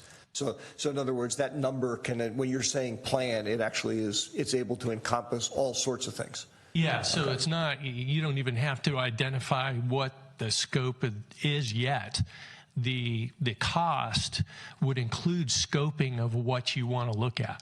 So if that's one of the things that you want to look at, then that's fine. If you are, want to go forward with this plan, we will need some assistance. Our staff will need some assistance from outside experts to help make it happen. And so that's what this $800,000 is. And so it would include scoping and all these kinds of ideas. Okay. Thank you for explaining that. I'm just not used to buying something that I haven't even figured out what I want to buy yet. So, sorry, Adam. Thank you. And then I just would clarify, I think, on the downtown plan. I mean, I think we talked also at that meeting about Walnut Street and sort of out towards the west a little bit, where there is sort of multifamily housing and some commercial as well, to include that in the downtown plan, not just down Laurel. On the electric vehicle spots, so is that something that the developer is paying for to put those vehicle charging stations in, or is that something we need to start budgeting for? Because there's spots sitting there, and I just want to understand what the plan is around funding for that. Good evening, Steve Achita, Public Works Director. Yes, for the Wheeler Plaza, will be the 3 stations will actually be constructed by the developer. So there's only going to be so I guess I'm confused, and if there's so many, and there's how many spots are there for electric vehicles? Currently, they're in the public levels. There are 3 spaces or 3 spaces for electric vehicles. However, there's more than that. But they're planned to be in the future. There's planned to be striped already as electric vehicles, so they're taking up spots that could be regular spots and with no time frame. That's I think there's quite a few spots that are striped as carpool EV or something. Yeah, those are only available. Just they're not intended to be actual EV charge station locations. There are 3 stations, but those are just spaces for the carpool and for EV cars that are available who wish to park in that strategic area. Okay. All right. That's helpful. Okay. Adam, I want to make sure I understand. Do you potentially have a concern that we have set aside too many spaces for particular uses? Yes, without enough charging stations. So I think when we talk about it, I'd love to see more charging stations installed as part of that, or a better balance of that, because as more and more, if we're trying to be more environmentally friendly, I think encouraging more people to have electric vehicles by having more charging stations would be helpful. Then, Steve, how does the budget item for the contemplated 3, I think you said, charging stations, does that scale? So if we were to say, well, we'd like 12, we'd just take that number and multiply it by 4, or what? Well, currently the 3 stations that are planned are going to be constructed by the developer itself. There should be 3 additional stations or spaces, that will be prepped for future EV stations. However, those will not be constructed by the developers, and those would be something that the city would have to kind of consider at a future time.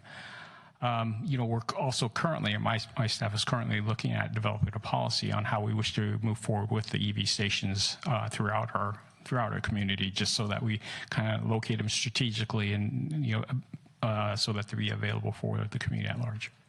And can I just ask then on that and maybe I know there's Tesla stations and there's other different types of stations. So if we approached Tesla and said we would love to put a Tesla station in Wheeler Plaza, is that something that, I mean, what, do they pay for that since they're gaining revenue from that? Or is that something, there's a cost share? How does that typically work on that? I believe there's at least a cost share. The way I understand it, I believe there's a cost share, for installation of those supercharged stations. Jeff, it sounds like you had something. Yeah, I was just going to say, just sort of procedurally, so for tonight, if there's a desire for the council to see more stations go into Wheeler Plaza, I think we would just look for that direction and a sense of how many more, and then we'll prepare that as part of the budget recommendation and then highlight it to you in that presentation for you to have one last final consideration of when you have the numbers, rather than trying to hash out what we think it's going to cost here. That's fine. And presumably that means that I mean, nothing is automatically part of the budget. We would just review it and decide if we wanted half the number the staff had studied or whatever. I wouldn't mind seeing that studied. Is there opposition to that idea, or? No. Because we're not really committing money at this point. We're just committing Steve's time. So thank you, I Steve. had a good conversation with a member of staff about this who's been doing some research, so I think that there's more information. Okay, good. Yeah. Adam, do you want to continue, or is that it? Or I'll wait for now. Yeah, can I just add to the discussion? So Peninsula Clean Energy has funding also available, so that might be a potential source for us to tap into, since we're a member of that JPA. Steve, you're aware of that? Yes. Okay. All right. Laura, you said you had, but Adam, I'm not trying to. Good. No, you're good? I have more, but I have one more. I'll come back to it. Okay, fair enough. The balance of my time.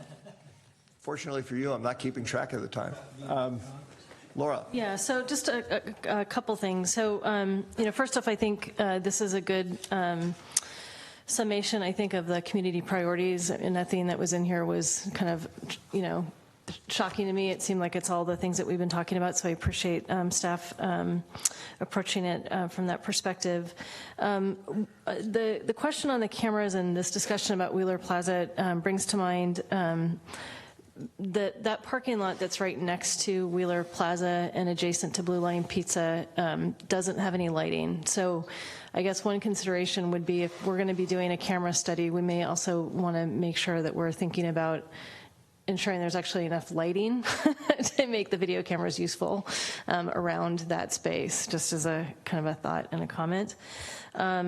And then some of the other questions I had have already been asked, but kind of one of the overarching things that I've been thinking about, I did a little bit of research. So I've been hearing kind of murmurings that our economy is headed towards a downturn. So I'm very buoyed by the fact that what I'm hearing is that we can have, within the budget, we can make these particular projects work.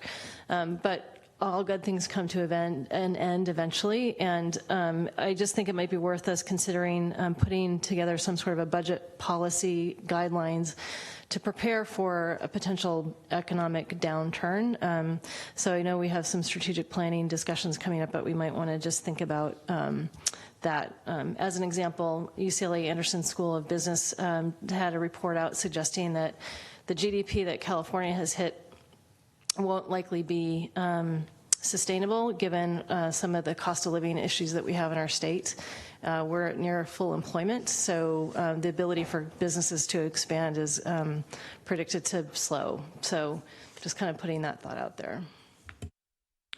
Okay. Other questions? I know Sarah, pardon me, Adam, you said you had one more. Adam, what are you? Sure. I like the idea of adding more funding for the sidewalks. I just want to sort of get a sense for, with that budget increase, what that gets us on the backlog. Do we feel like, where do we end up after 2 years? Yeah, so, I had my staff kind of prepare, kind of the budget of what the anticipated costs would do to kind of complete the backlog as we see it right current. And so we believe that the 420 each, or for 2 years, we believe we be able to accomplish or complete all the backlog that we have on our list. And then, so does that mean, so if someone submits sort of a new request through the process, what is the sort of, after we get the backlog cleaned up, what is that? Is that a 3-month window, a 6-month window, a year? What do we think we can get? Because I'd love to get to sort of something regular around that. Right. Obviously, once we get caught up, that's kind of the hardest thing. But I would say it's probably varied between a 4 and 6 month window. Okay. Okay, much better than before, so thank you. All right. Well, I guess I'll dive in and people can add on my questions, some of which thankfully have been answered already. I sort of organized this by going through pages, so I'm just going to go through pages, and I'm not sure if that'll make sense from a who's standing up at the mic point of view. I had a question about the Loyola Park improvements, which if I'm understanding correctly, we've got about $600,000 budgeted for it, but we haven't spent any money on it yet. If I'm reading it correctly, it doesn't look like it's slated to actually have any activity during this big multi-year time frame that the document is based on. And I just was curious as to why that is. And what would be, and if it's simply a timing issue, what would be involved in bringing that forward?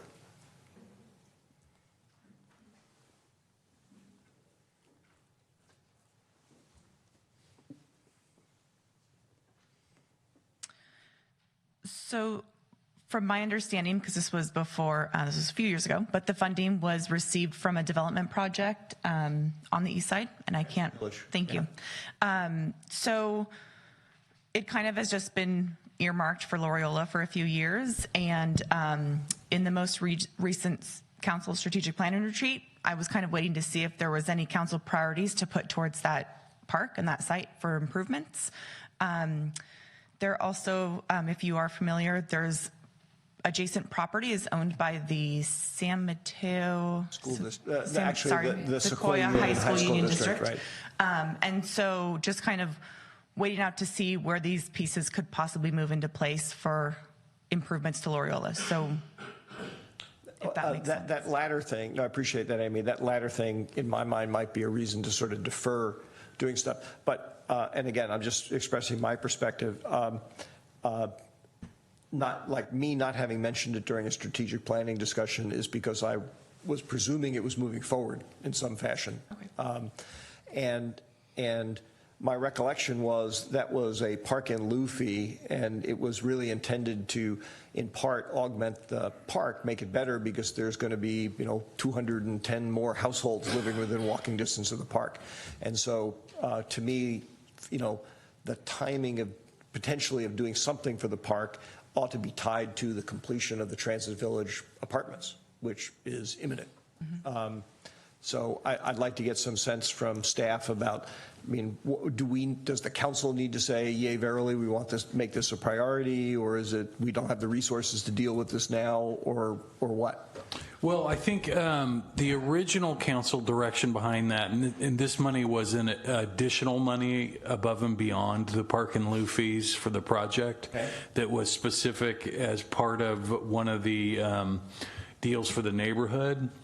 And at the time, the neighborhood had expressed desire in seeing park expansion happen over there. There was some limited desire to see a second park over there, but the focus became park expansion, and that's really sort of how this money has been set aside in our minds, that's what it's waiting for. And so we continue to talk with the school district. I understand we've had recent conversations, and they're in a decision-making process and maybe coming back at it. We'd be one of the agencies that had first right of refusal should they decide to liquidate, and then we bring that to the council for consideration. And that makes, as I said, that makes sense to me. I guess my concern, though, as I said, is we're going to have 210 more households there. We actually already have probably, about 100 of them already. There are going to be quite a few more households there all of a sudden, and it might be nice to have, a nicer park. Not that there's anything wrong with the existing park. I don't know if anybody else shares that sort of interest, but that's why I was asking that question, because I was just surprised that in this 4 or 5 year period, there's nothing happening, nothing projected to happen. All right, let's see. Next question I had was on my favorite project, the Holly Street US 101 interchange of pedestrian overcrossing. I would be interested in knowing, not necessarily tonight, but when we vote on the budget, when it comes back for approval, I'd like to know what the current estimate of cost is for that project. because every time I've seen it, it keeps going up. And frankly, I was thinking about this as I was looking at these documents. I don't know if anybody else shares this. I really want to limit the amount of scarce San Carlos dollars that go into that project. And so if it were me, actually, if it were me, I voted against the project in the first place, except for the bicycle and pedestrian crossing. But I would be supportive of putting a cap on what we're willing to put in. So if costs go up, the money has to come from someplace else, or we just mothball the project until we find where the money's coming from. Because otherwise, I'm just concerned it's going to be it's going to be a black hole. We're just going to keep pouring more and more money into. So although I don't have the physical estimates, we're still kind of updating some of the numbers, but certainly I could provide that to the council once we have available. And by the way, Steve, I'm talking sort of current estimate. I'm not asking for, because you haven't even designed the thing yet. So it's a little tough to come up with the exact bid price. Okay, let's see. The Four Corners traffic improvements. That's $2 million. It's currently slotted into fiscal year 2021.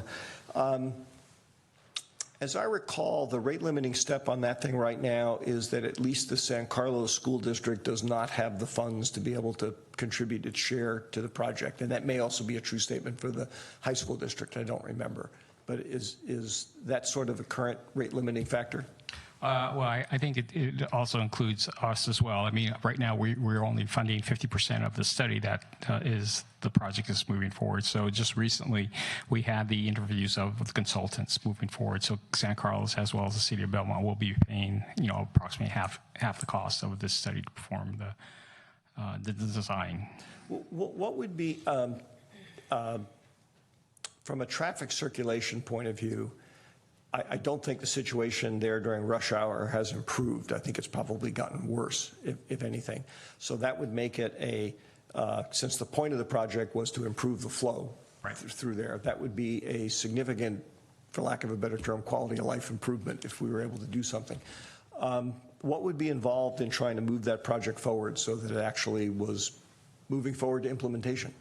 Well, I think, as I mentioned, first of all, we really have to kind of decide what kind of improvements are going to be done. Preliminarily, I think the thought originally is to do roundabouts, and certainly that is, what had been discussed by the consultants. And, I think we wanted to go back and kind of verify the assumptions that were made a few years ago, but we believe that the roundabouts are probably the best solutions. But there's some other alternative things that they're also talking about, like adding some additional bus stops and things where potentially that could help out as far as the school district itself. However, since the design really hasn't been completed, we really don't know what the actual cost would be, that I could present to you.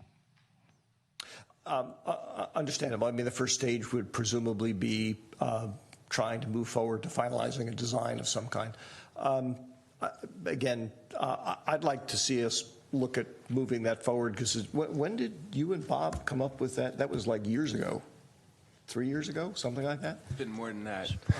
It was probably about 3 to 4 years ago, I think. I mean, and again, it's just, if I had to pick a traffic circulation thing that we sort of think we come up with an answer for that we haven't been able to move forward on, that would be a really glaring one. So, I mean, we talked about it when I was on the school board, and I've been off for 4 years, and it's already been, we were discussing it before that point. Yeah. If I'm not mistaken, pardon me for interrupting, no, it's not an interruption, we have it's 4 discussion. agencies that are involved here, right? We have 2 school districts and 2 cities. So I think that adds a little bit of complexity to this and makes the coordination of the funding and getting on the priority list and that sort of thing. And the funding sources are different, are they not? We have to get grants and those sort of things. So that also affects the design and the timing and that sort of thing. So that is correct. As I mentioned, I sat in the interview panel for the selection of the design consultant, and one of the key components in the RFP was actually to ensure that they actually help us find grant funds to do the construction. So that not only includes kind of the local funds, state funds, but also federal funds, which then requires a little bit different type of environmental approvals. Right. I mean, obviously, I'd like to see this project done yesterday, but I realize that this and the complexity of this is, to me, on a greater scale than the Holly 101 interchange, unless you disagree. It just seems that there's so many hurdles to get. It is quite complex, Yeah, yes. there's just so many. Whether he would disagree with that, but I think I would. I'd like to think that a $4 million project was not as complicated as a $35 million project. My point is that the funding of it and the planning of it is complex. Yeah, the price is lower, but it still doesn't make the project any less complex. Although, because it's less expensive, one of the things that I had talked to staff at some point about, and I'm not suggesting we commit to doing this, but to the extent that a rate limiting factor for moving forward is, let's say, the San Carlos School District not being able to come up with its share of the money. If we have the money and we decide to use some of our reserves to loan them the money, I think, and we decide their credit's good enough to do it, that's a way of making the project move forward, okay? So to me, it really comes down to what priority does the council want to put on making something happen there. And I fully respect the fact that others may not share my belief that this would be a well-received thing in the community if we were to get it done. But that's why I'm sort of asking the questions and pushing a little bit, is not to sort of ignore the complexities, but just say, find a way to make it work. Can I ask just one question on that too? So because I think at some point a few years ago, there were plans made, right, and designs, and they were basically rejected. Is that sort of how that happened, or what was there was something that was accepted, the roundabouts. Yeah, the roundabouts. We approved one of I think there were 3 alternatives. And the roundabouts is one that sort of survived. One. So then what is this stage of the design phase happening now if we're going with the roundabouts? It really is to kind of look at, where to place the roundabouts, kind of the geometrics or the layout, if there's going to be any property acquisition that's needed. And it's just general kind of the coordination of, what do you do with some of the parking along Alameda, and then kind of the bus stops and things. So there's a little more kind of the geometrics of the actual layout of the roadway that will need to be done, whether you're going to shift center line or you're going to add some additional driveways, et cetera, et cetera. There's no existing structure to remodel. I mean, this is creating, what's there now is a roadway, and it has to all be reconfigured. Jeff, it looked like you wanted to say something. I was just going to add that I think the path laid out and envisioned in this budget item is really the quickest path forward for the project. I mean, the majority of the project's actually in Belmont. And so, that without their participation and cooperation, the project doesn't happen at all. So, and then we've been waiting, we've had some pretty significant changes over the last couple of years in the high school district. And then the TL campus was under construction, and there were elements of, well, let's wait and make sure everything fits to where it's going. But I think with sort of the launch of the design, that's usually the indicator that, the project from our perspective is moving forward, and that we would be prepared in the not too distant future to be presenting the council with what we think our share and how we might go about funding it will be. And then beyond that, we're really going to be dependent on Belmont and where they're at with the project.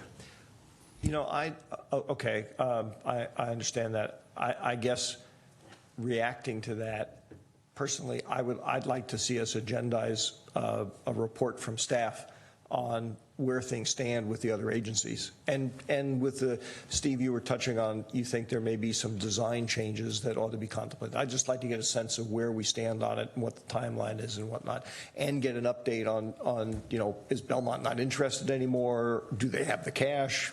Whatever. Is there support on the dais for doing that? It's not a budget item. Chair Olbert, I'm just looking at our strategic plan that we approved a couple of meetings ago, and under strategic goal, transportation and mobility, objective 4, facilitate completion of projects currently underway. Four Corners traffic safety near Claremont High School and Tierra Linda Middle School is one of the priorities and mentioned projects. And it looks like design consultant selection is to happen around this time if it hasn't already, and that the design work would begin this year. So is that correct, Jeff? Am I understanding? Correct. So when will it be coming back to council as a report on where things stand, timetable and whatnot? I think we could probably do a report in the fall after, I mean, we'll coordinate with Belmont. They're the primary agency we're going to need to coordinate with, and we'll probably want to get the consultant on board so that their feedback and input can be part of that report as well. And that's not going to slow the work down. It'll begin as soon as we onboard the design firm. Okay. Next question I had was a project that I just didn't recognize, which I think, Steve, is you again. Britain Avenue and Alameda de las Pulgas widening. I'm not remembering that one. I believe that project is at the intersection. This is where the... Oh, so it's not widening the roads, it's widening the intersection. The intersection, the palm trees, the median there. Okay. I still don't remember it, but that makes more sense to me. Okay. Let's see.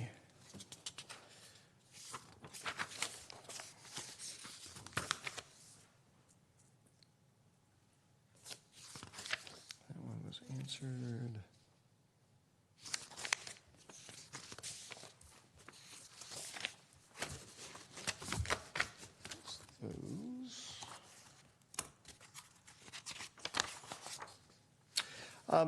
Chilton Park, the improvements. This may be an Amy question. I appreciate the work that was done on the master planning that we saw a few meetings back. Do you recall just roughly how many households we were interacting with in the neighborhood talking about doing something with this park? Sure. At each of the community input meetings, we had roughly 30 people in attendance to share their input on the park improvements. So that's probably someplace between, what, 15 and 30 households, depending upon whether, multiple people came from a household. Okay. I have to admit, I'm always surprised when I see plans turned into dollars. $500,000 to improve a neighborhood park. I would like to do something there. $500,000 to improve a neighborhood park that, in all honesty, very few people in San Carlos outside of the neighborhood are ever going to use. And if it's between 15 and 30 households, I almost had this thought of, I wonder what would happen if we went to them and said, hey, instead of improving the park, we'll write you each a check for $10,000 and save $200,000.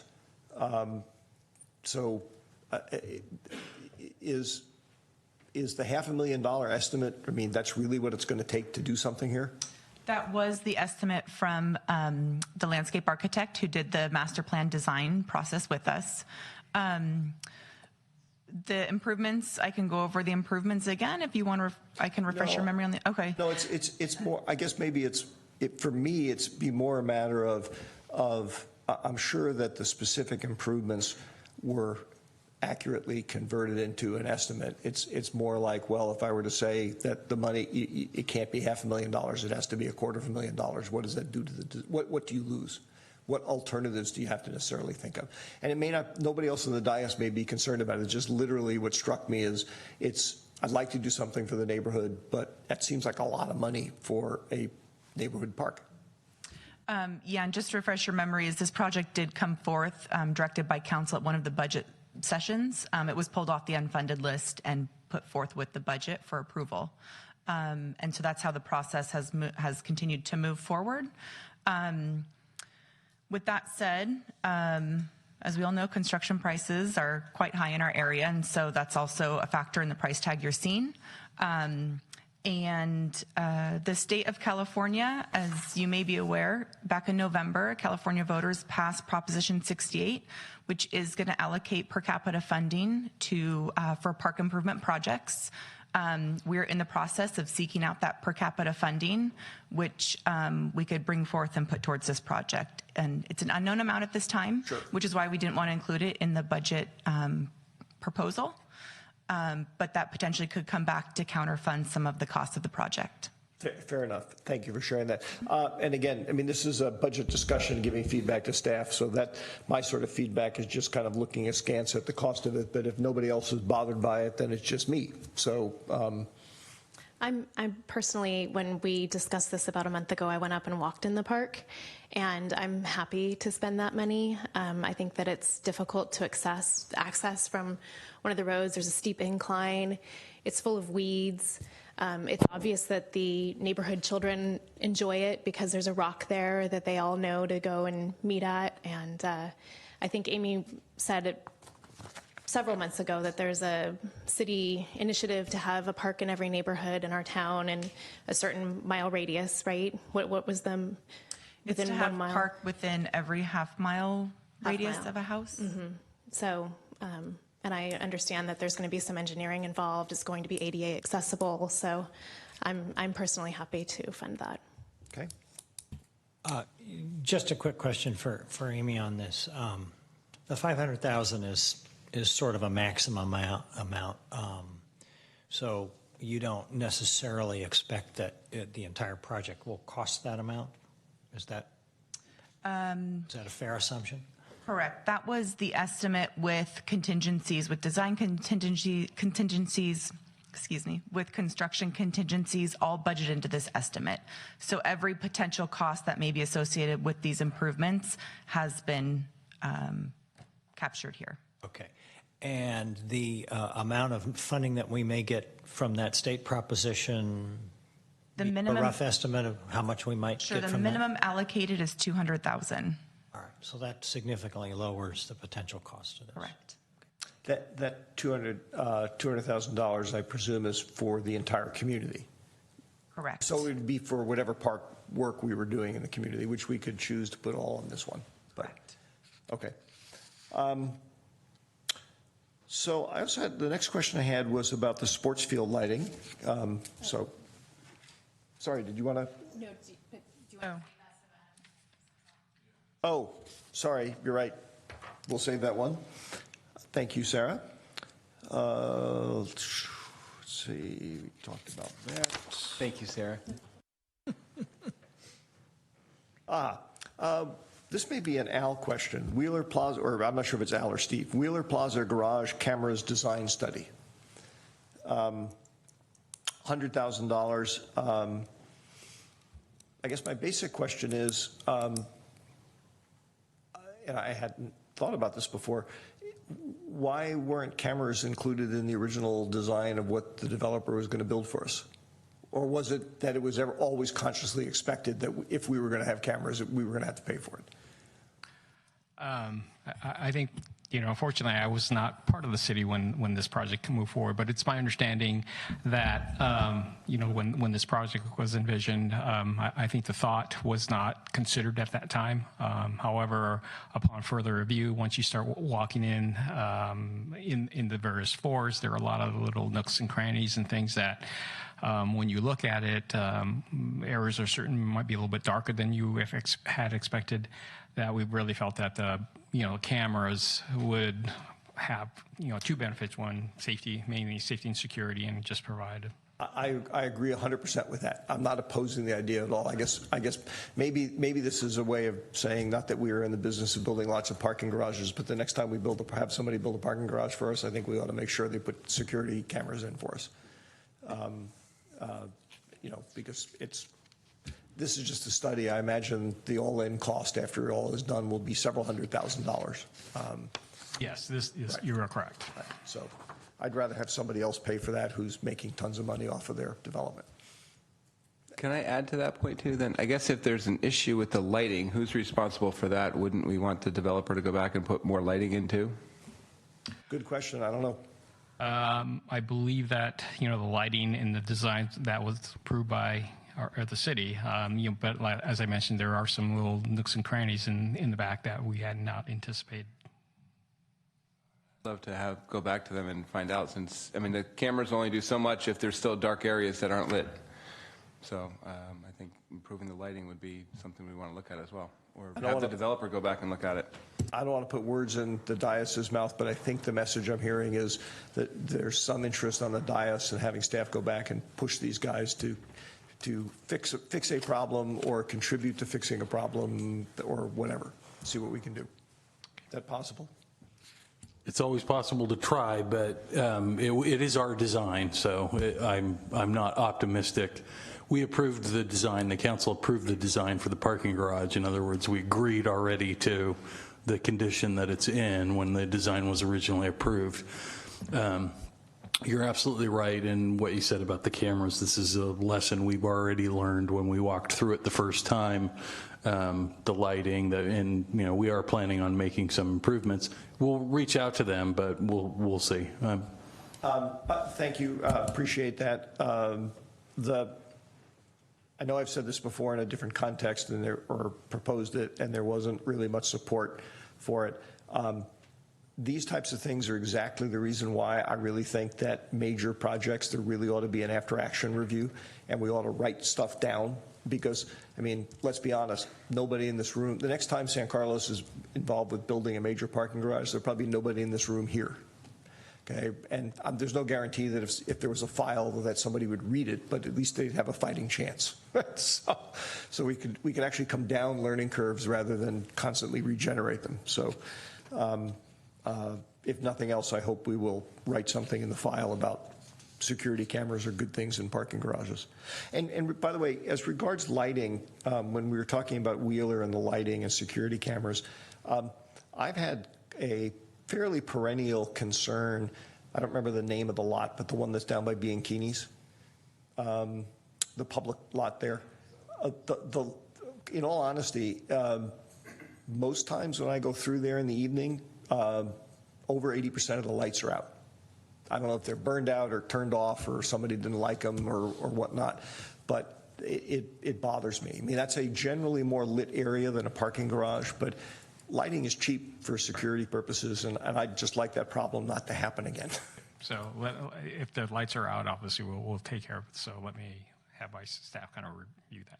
Okay. Mark, I use this app called Inform San Carlos.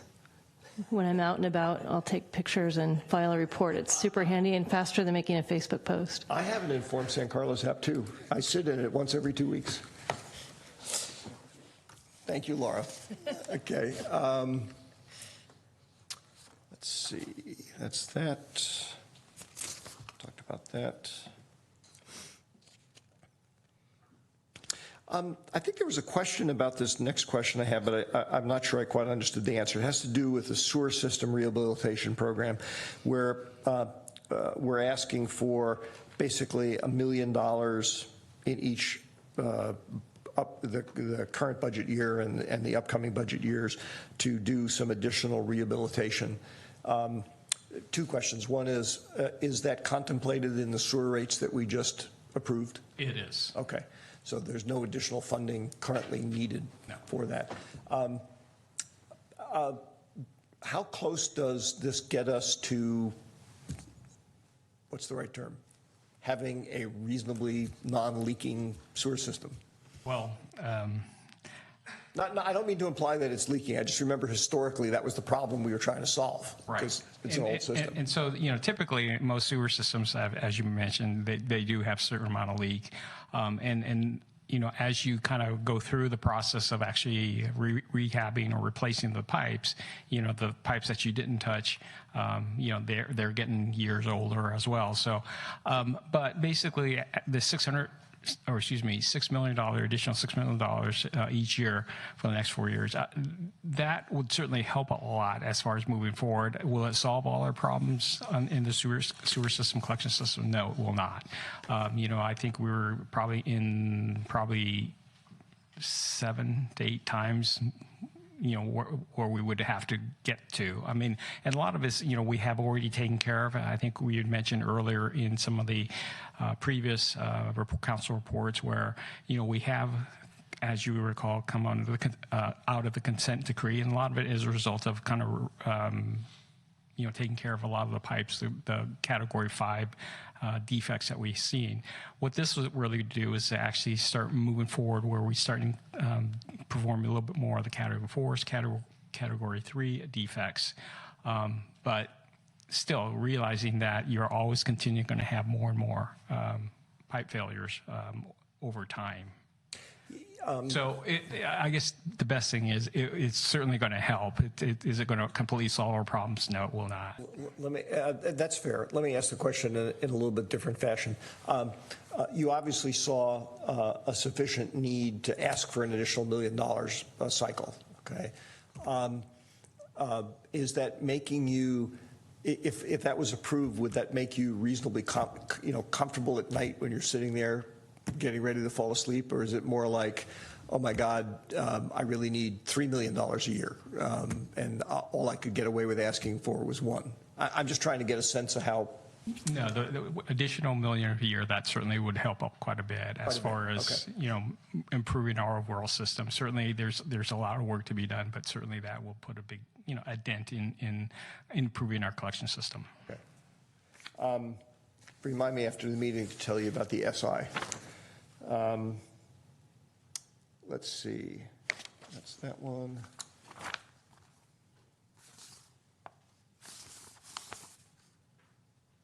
Wait a minute. I'm missing. Sorry, I thought I had my pages organized and I didn't. This is probably a Jeff question. The reclassification of the communications coordinator to management analyst. I guess the basic argument here is that we're doing more and more in the way of social media and other types of outreach, and we need to have a higher level of expertise, or what's driving it? That's correct. I mean, when you look at the marketplace and what's driving it and what's out there in terms of recruitment and retention, this is what we're seeing in cities, and we're asking the position to take on more and more responsibilities since it's been created in this area and other support areas for special projects that touch on this and whatnot. And so, the combination of those two factors relative to the price tag, we felt like it was a good option for us to recommend to the council. So the follow-on question, thank you. The follow-on question to that for me is this an issue where in either instead of or in addition to a higher level position, another body is important? In other words, we could make you the communications analyst, but that wouldn't necessarily do us any good because it would damage things elsewhere in the city. Yeah. Trying to understand is absolutely. I mean, that's something we ask ourselves frequently, and I do envision one day that we may have a director of communication in this city. Right now, we're managing with the assistant city manager and the staff that we have, sort of overseeing this function primarily. But I've yet to see a year go by where we aren't asked to do more communication, and so we're not there yet in terms of needing to make that recommendation. But I think your insight is correct that that's the direction we're heading. So. All right, I may follow up with you on that separately. I got to think about that a little bit, but I appreciate the information. That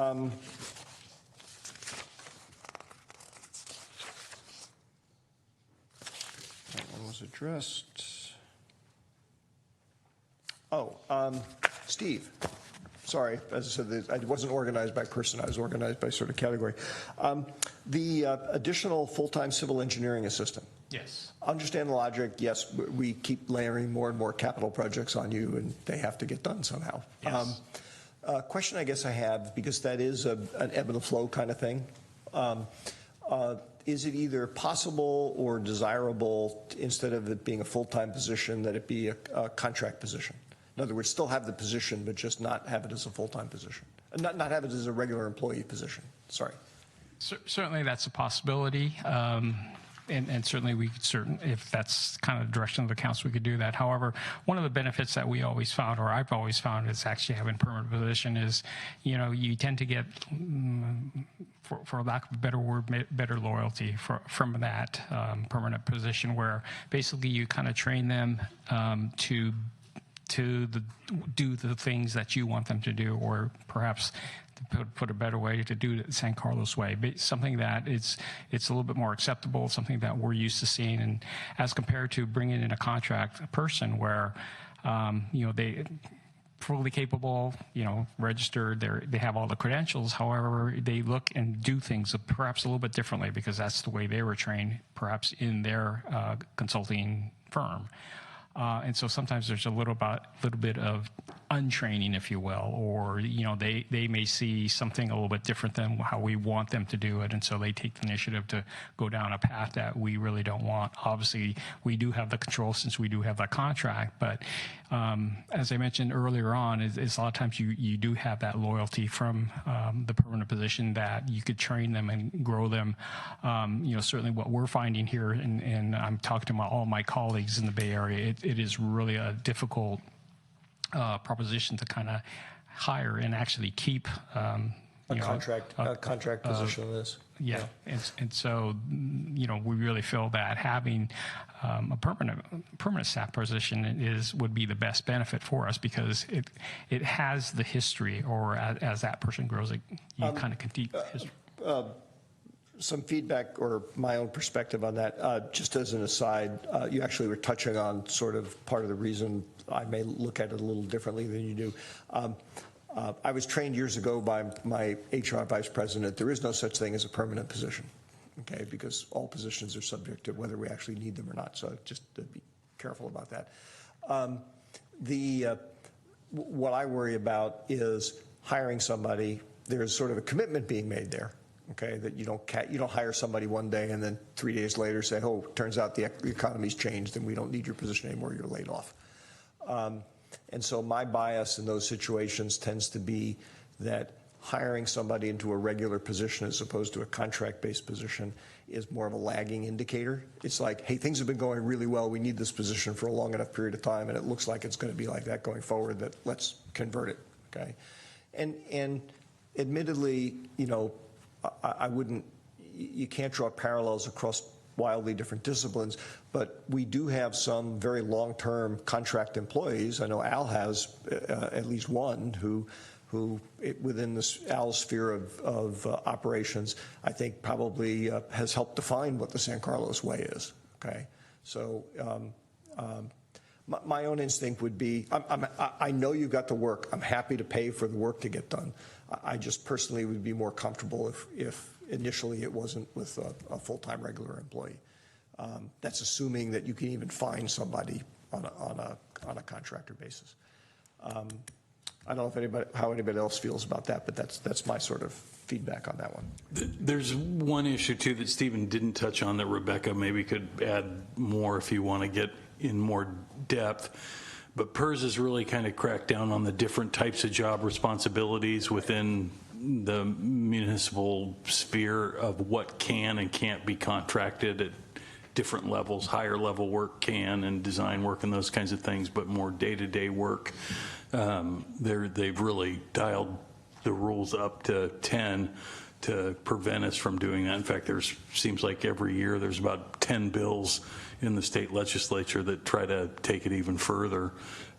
So that's also an issue that we've got at a position level like this, as opposed to some of the higher level planning. That applies specifically to this position? Rebecca, like I said, can touch more, but I seem to recall in my discussions when it was being presented to me that was one of the issues too. That's fair. As I said, I want to make sure the work gets done because we got projects that we got to get done. Let's see. Question about the new full-time senior maintenance worker for parks maintenance. That was the one that is recommended, right? Okay.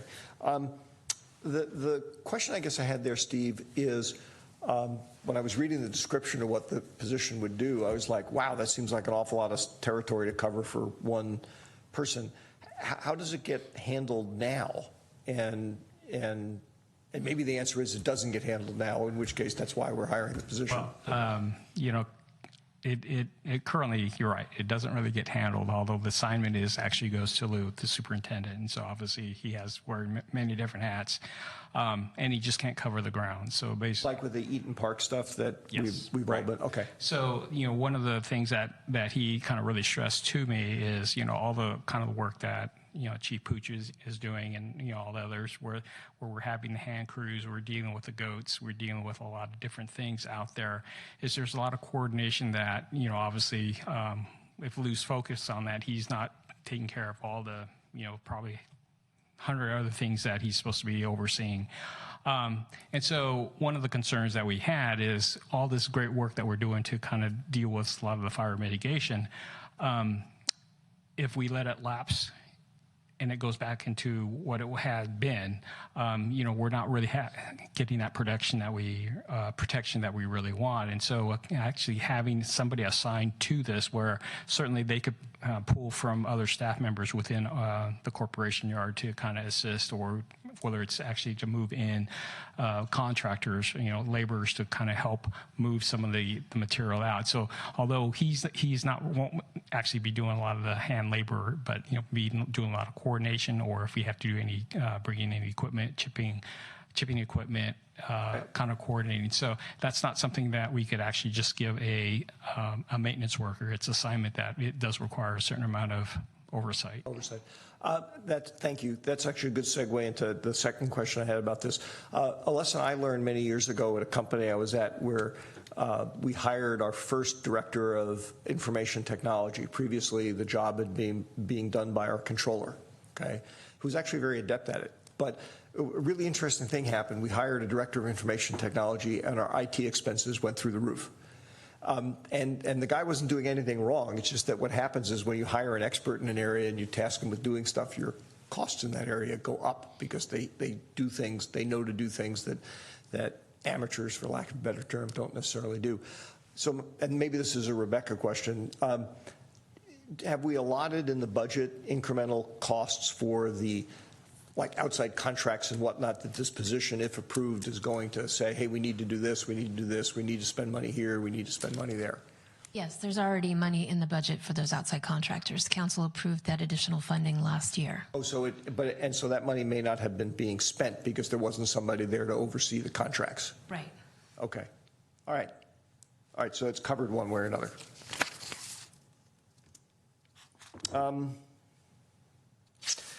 I know that staff was not recommending the full-time senior maintenance worker position for street maintenance. I'm just going to raise a question. This may be more of a Jeff question. Since a significant portion, it seemed like, of the responsibilities of this position would be servicing downtown issues, do the downtown merchant organizations contribute anything to this, or is this something we're just expected to do because, hey, we can pay for it? No and yes. Well, I'll go on record as saying, once again, that strikes me as rather odd. And do you have any thoughts on is there a way to, if we were to approve this position at some point, to encourage them to see that it's in their self-interest to help pay for this?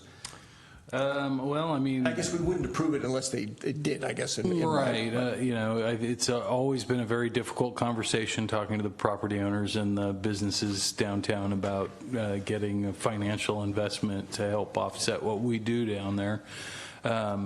Probably the best strategy, if you really wanted to do it, would be not to approve these things and to spend less money and put less attention in downtown until they came begging for you to do that, and then you cut a deal. Short of that, I've only ever seen us spend more time and money maintaining the downtown, and you that's just give me why a it's good as beautiful as argument it is. I won't vote for that one. Okay. Okay. All right. That was the last of my many questions. I don't know if it sparked any thoughts on other people had questions. I did have some sort of general comments to make that might entail some discussion, and I want to encourage whatever discussion we need to have on this, because we're giving guidance to staff on what they're going to bring back to basically define the financial scope of what the city's going to do over the next year. So any other questions or comments, discussion points people want to make? I think at this point I'd like to move on to the two items that affect Adam and Laura, and we can come back later. So just so good, I think that's fine. I just had a question on, but will we come back after? Because I have something I'd like to bring as a potential addition item to the budget. Is that something we should do now or do after? I just want to make sure there's time allotted for that. At least one of the things I wanted to bring up, probably two, were additional items, so we could do them before or after, but I have no problem doing it after, because maybe we ought to close out the other two. Is that okay? That's fine. I think we should close out the other two. You okay with that? So do you want me to go first, or Laura, do you want to go first? All right. I'm going to go first. Okay.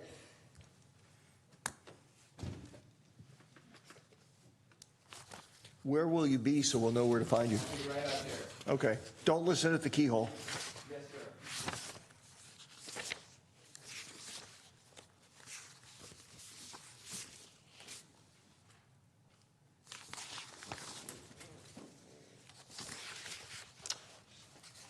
All right, so lighting. Lighting. Lighting. I think that was one of my questions, but did somebody else have questions about lighting as well?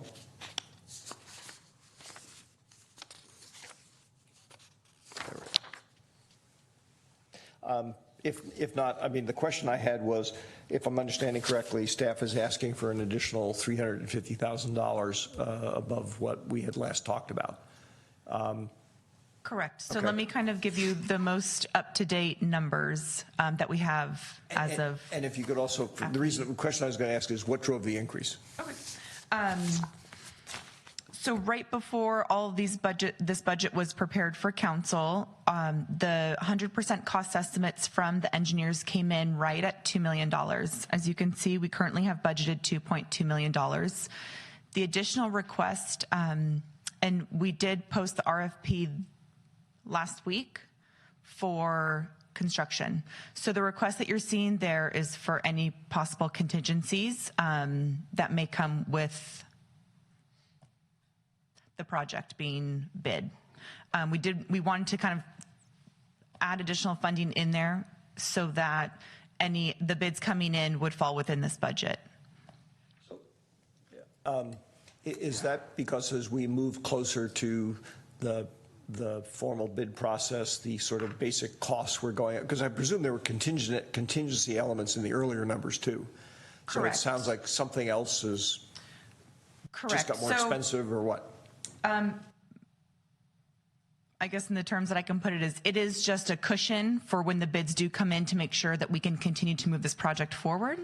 The cost estimates were narrowed down as we got further along in the design process. So they went from $2.2 million to $2 million. And that was in between the 60 to 100% cost estimates. To tighten up the budget, we just want to make sure that we can continue to move this project forward, and with any possible, I guess, unforeseeable cost that could come within the bids. I guess I would have said I'm hearing you, but I'm not sure I'm understanding. Let me see if I can try this a little differently. I would have presumed that the $2.2 million number that we saw before had all of that stuff baked into it.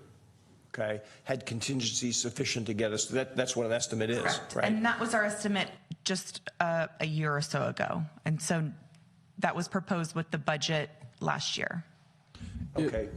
If I can help, I think you were correct in your assessment. Typically in a project like this, as you approach 100% design and they're dealing with underground conduit and, you know, it's the understanding of the situation is becoming more and more developed. And in this instance, of course, time has not been our friend on these projects in this environment.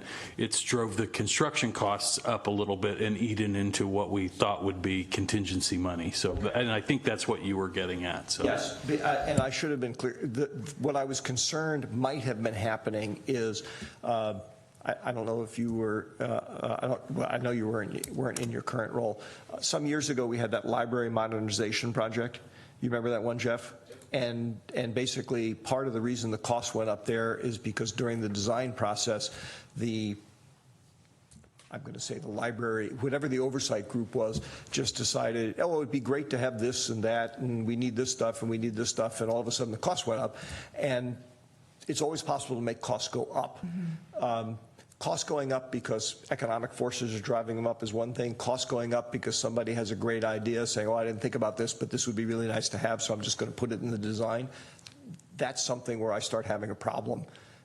If it's, if you can do it in the same dollar amount, that's fine, but if you're driving the cost up, then I want to challenge, well, is it really worth that? Scope creep, that's what we call Scope it, yeah. creep, okay. And So you're there's saying none it's of that not- in here. It's none of that in here, okay. Same project, Kind yeah. of pulled it back and looked at ways to save money, and that's where the cost estimate did decrease from the 60% drawings to the 100% drawings. Which is part of what confused me, because I'm like, costs going Right, down, and you're asking for more money. Well, so. and we just want to make sure we do have enough when the bids come in to continue to move the project forward. Thank you. I've learned a new term, scope creep. Anybody else have questions about the field lighting? Then perhaps we could ask you to go tell Adam he can come back in. If I can find him. Do you want to just...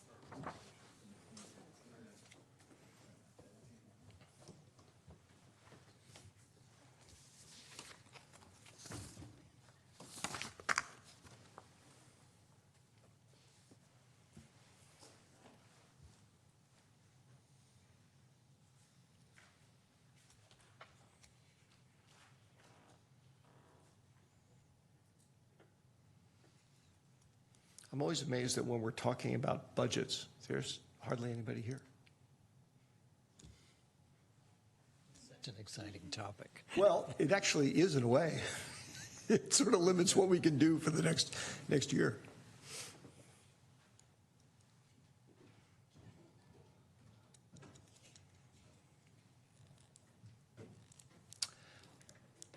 So I believe the topic we have before us now is the $200,000 related, or in general, items related to the Community Foundation.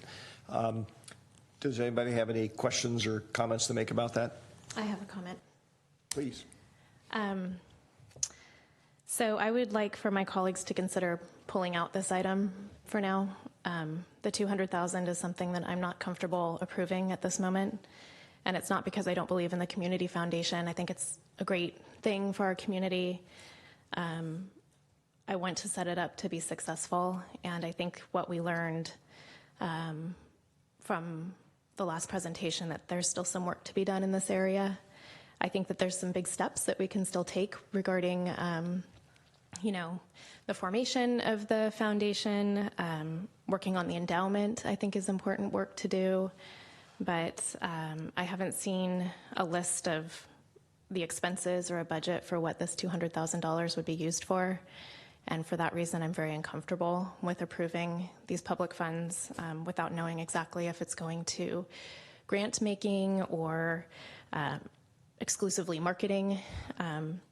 So I would want to see some more detail around that before approving that. And again, I'm happy to revisit this in the coming months as more detail is provided to council about how those funds would be used. But at this point, I'm not comfortable with that.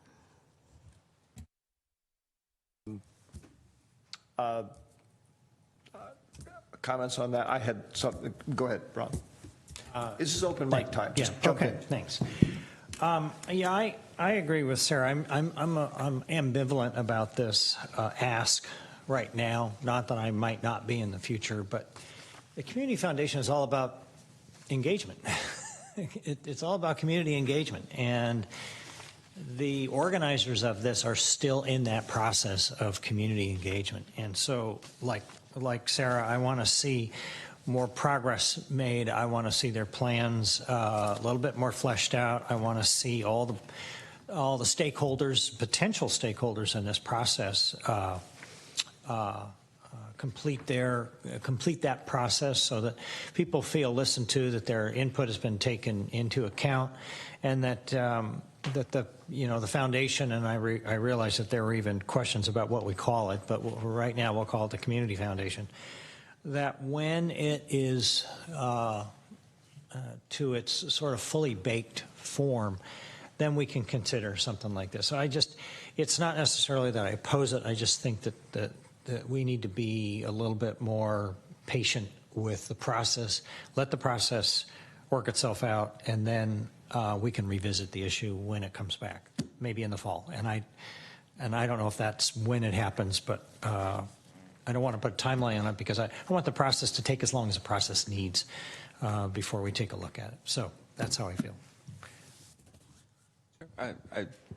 would agree with Ron and Sarah on this. I think it's, I also think that there's sort of this this need to kind of move this forward really quickly in the first year, and I don't know that this is sort of to help spark that. I don't know that necessarily needs to happen. I think it can grow organically. I think they can, depending on where things go, they can do the work without this influx of cash right now, and so I'd be fine taking it out of the budget.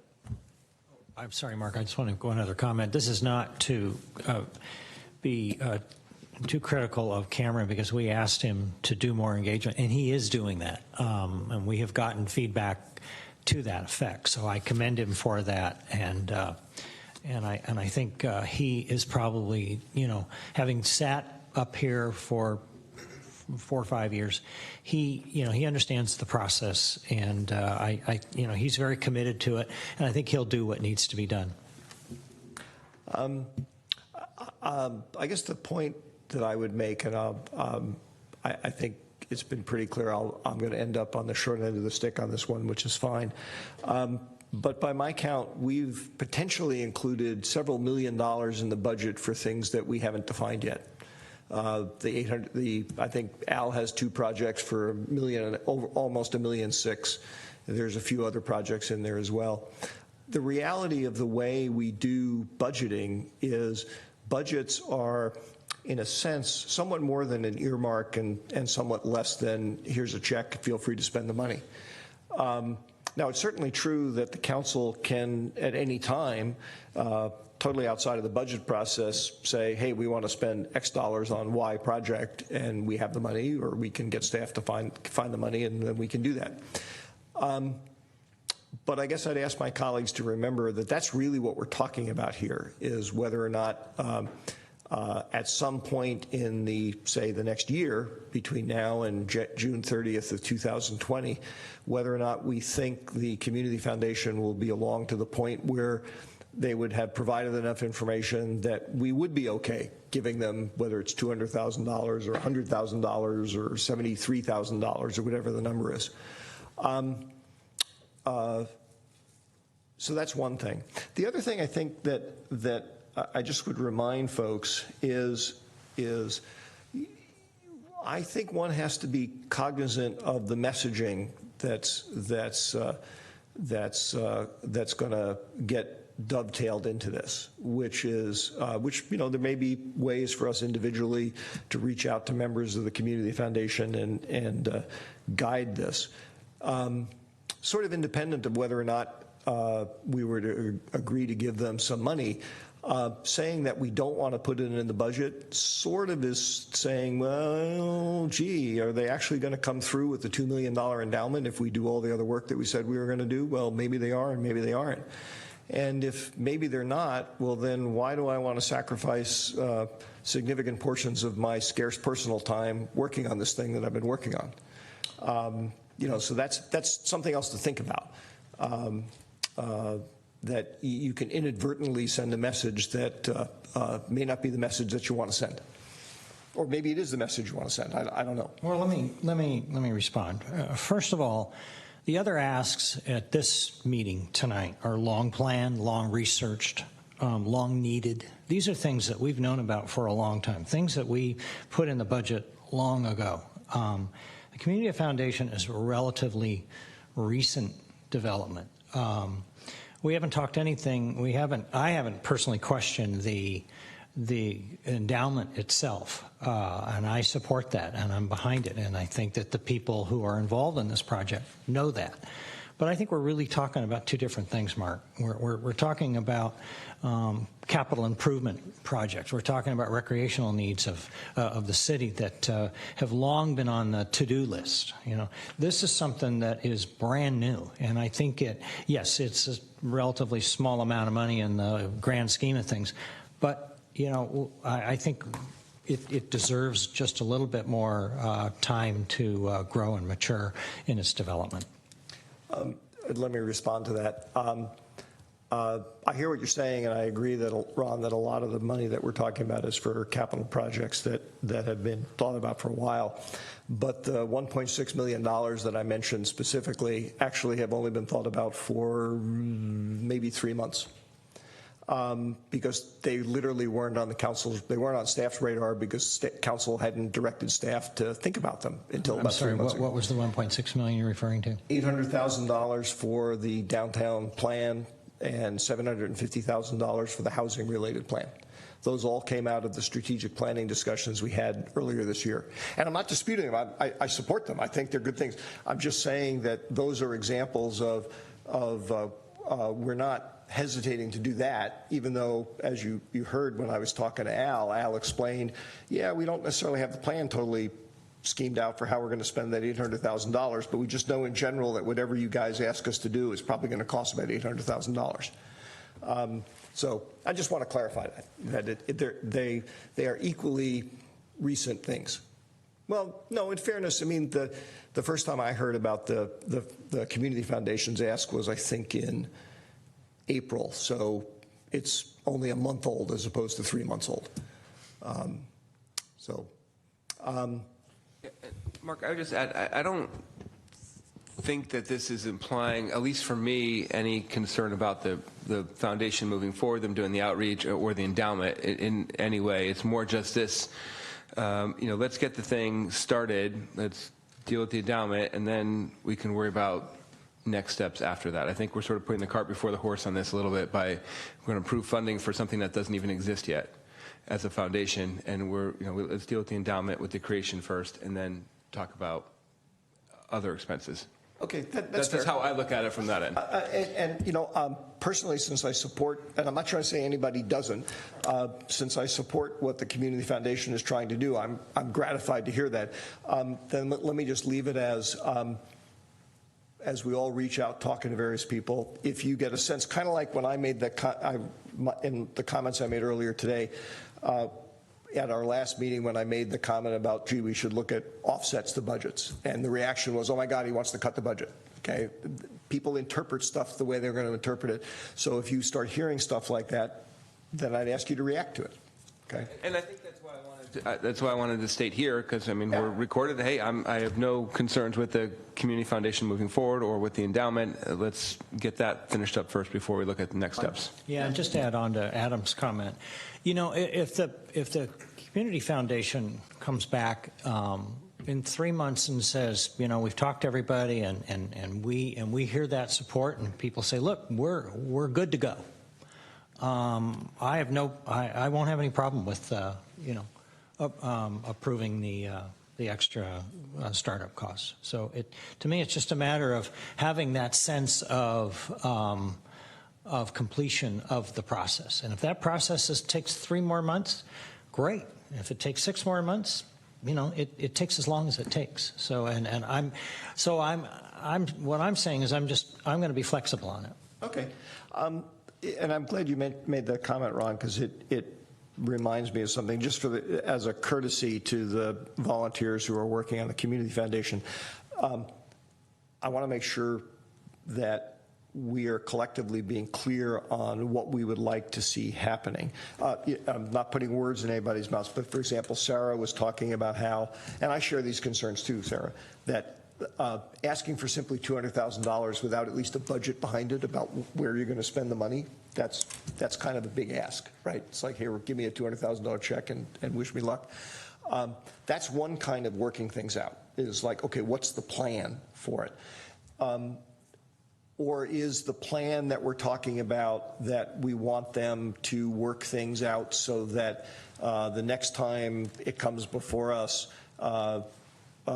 all of the other major philanthropic groups in town are like, hey, you know what, we may not be ecstatic about having the Community Foundation, but we're okay, we can live with them. Which is a different thing to work out. And I just want to make sure, what is it that we're asking them to work out? Mr. Chair, I normally don't want to do this. On the scope of a budget? I think we're talking about, just kind of bring you back to the question that's before you, is this particular item, is it something we want to have the staff bring back, Georgia? I'm hearing the consensus of the 4 of you that are there that you not at this time. Yes. So yes. I think, why don't we, the other implications are something I think you could agendize and talk about when we get to that point, but tonight I think it's a little bit beyond the scope. Fair enough. Then let me ask that question that way. Given that we're basically saying there's some stuff that we're waiting on. I would like to ask that we agendize a discussion amongst ourselves about what that is. Because otherwise we're sort of saying, well, there's things we want you to do, but we haven't told you what they are.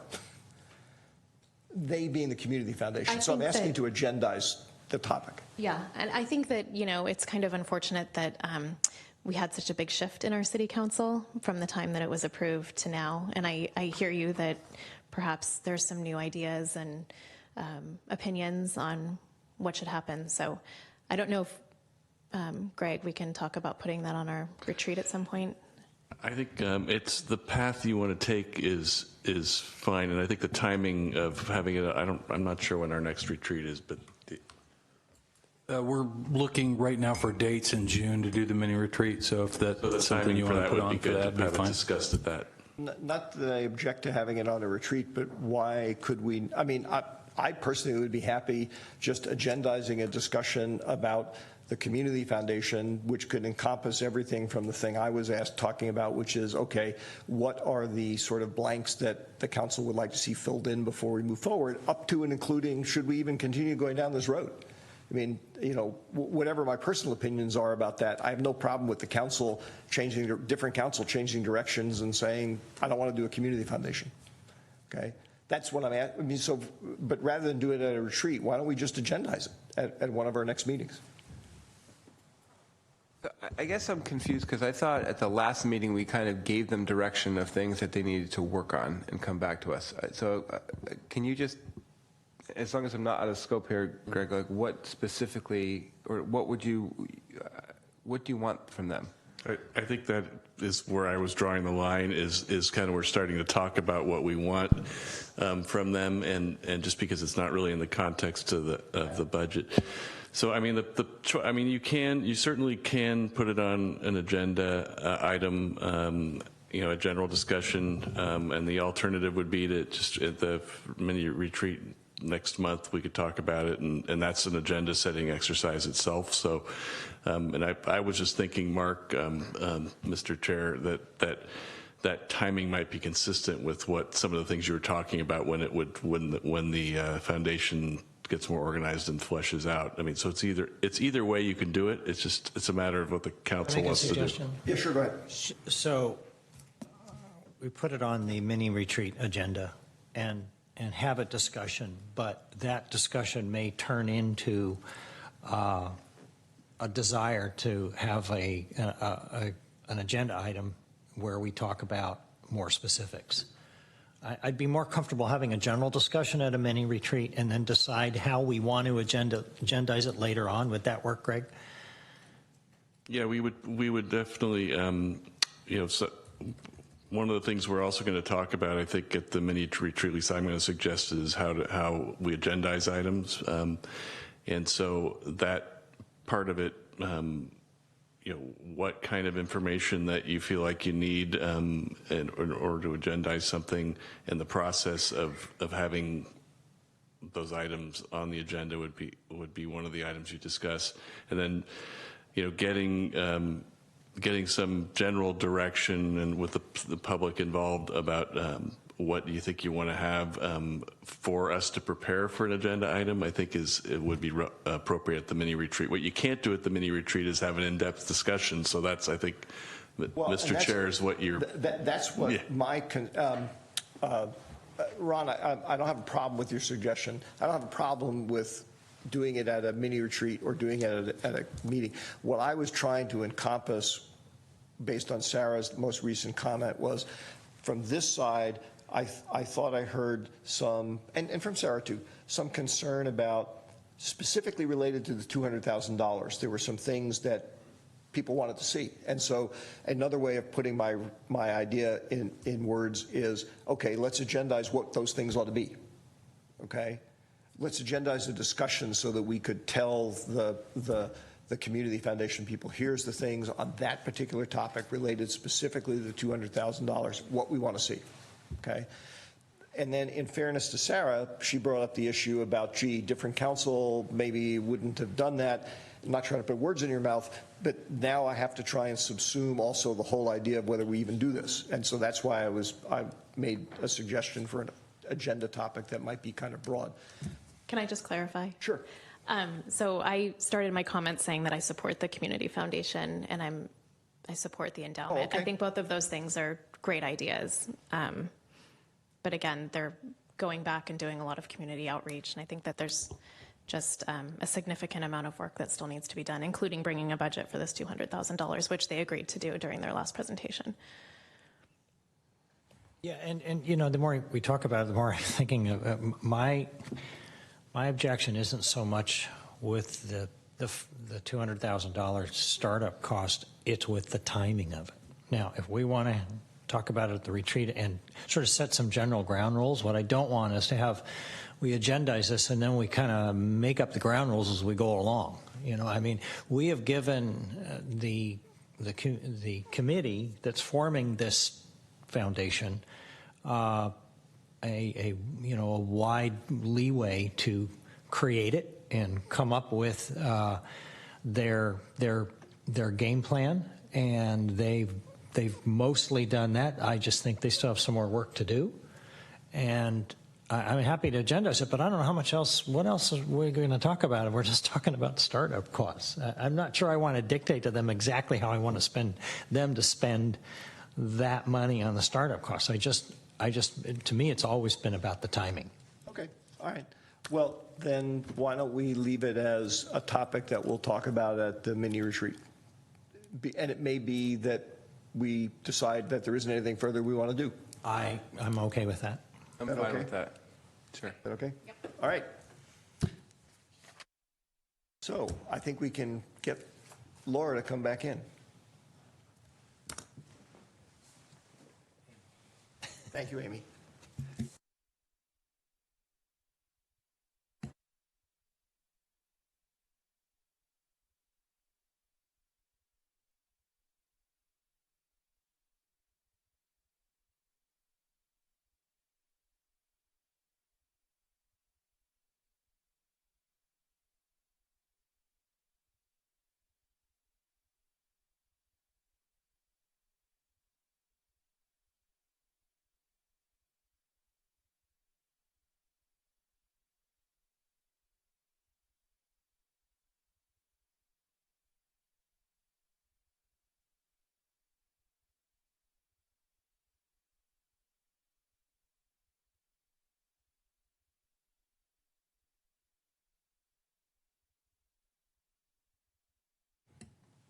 Oh, I see what you're saying. Yeah, no, it's definitely not.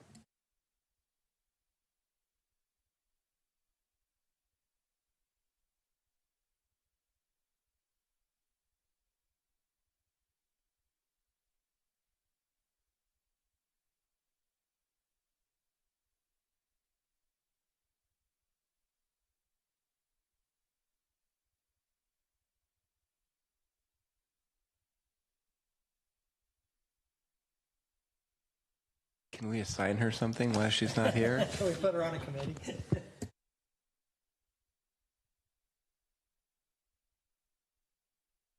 Thank you, Amy. Thank you, Laura.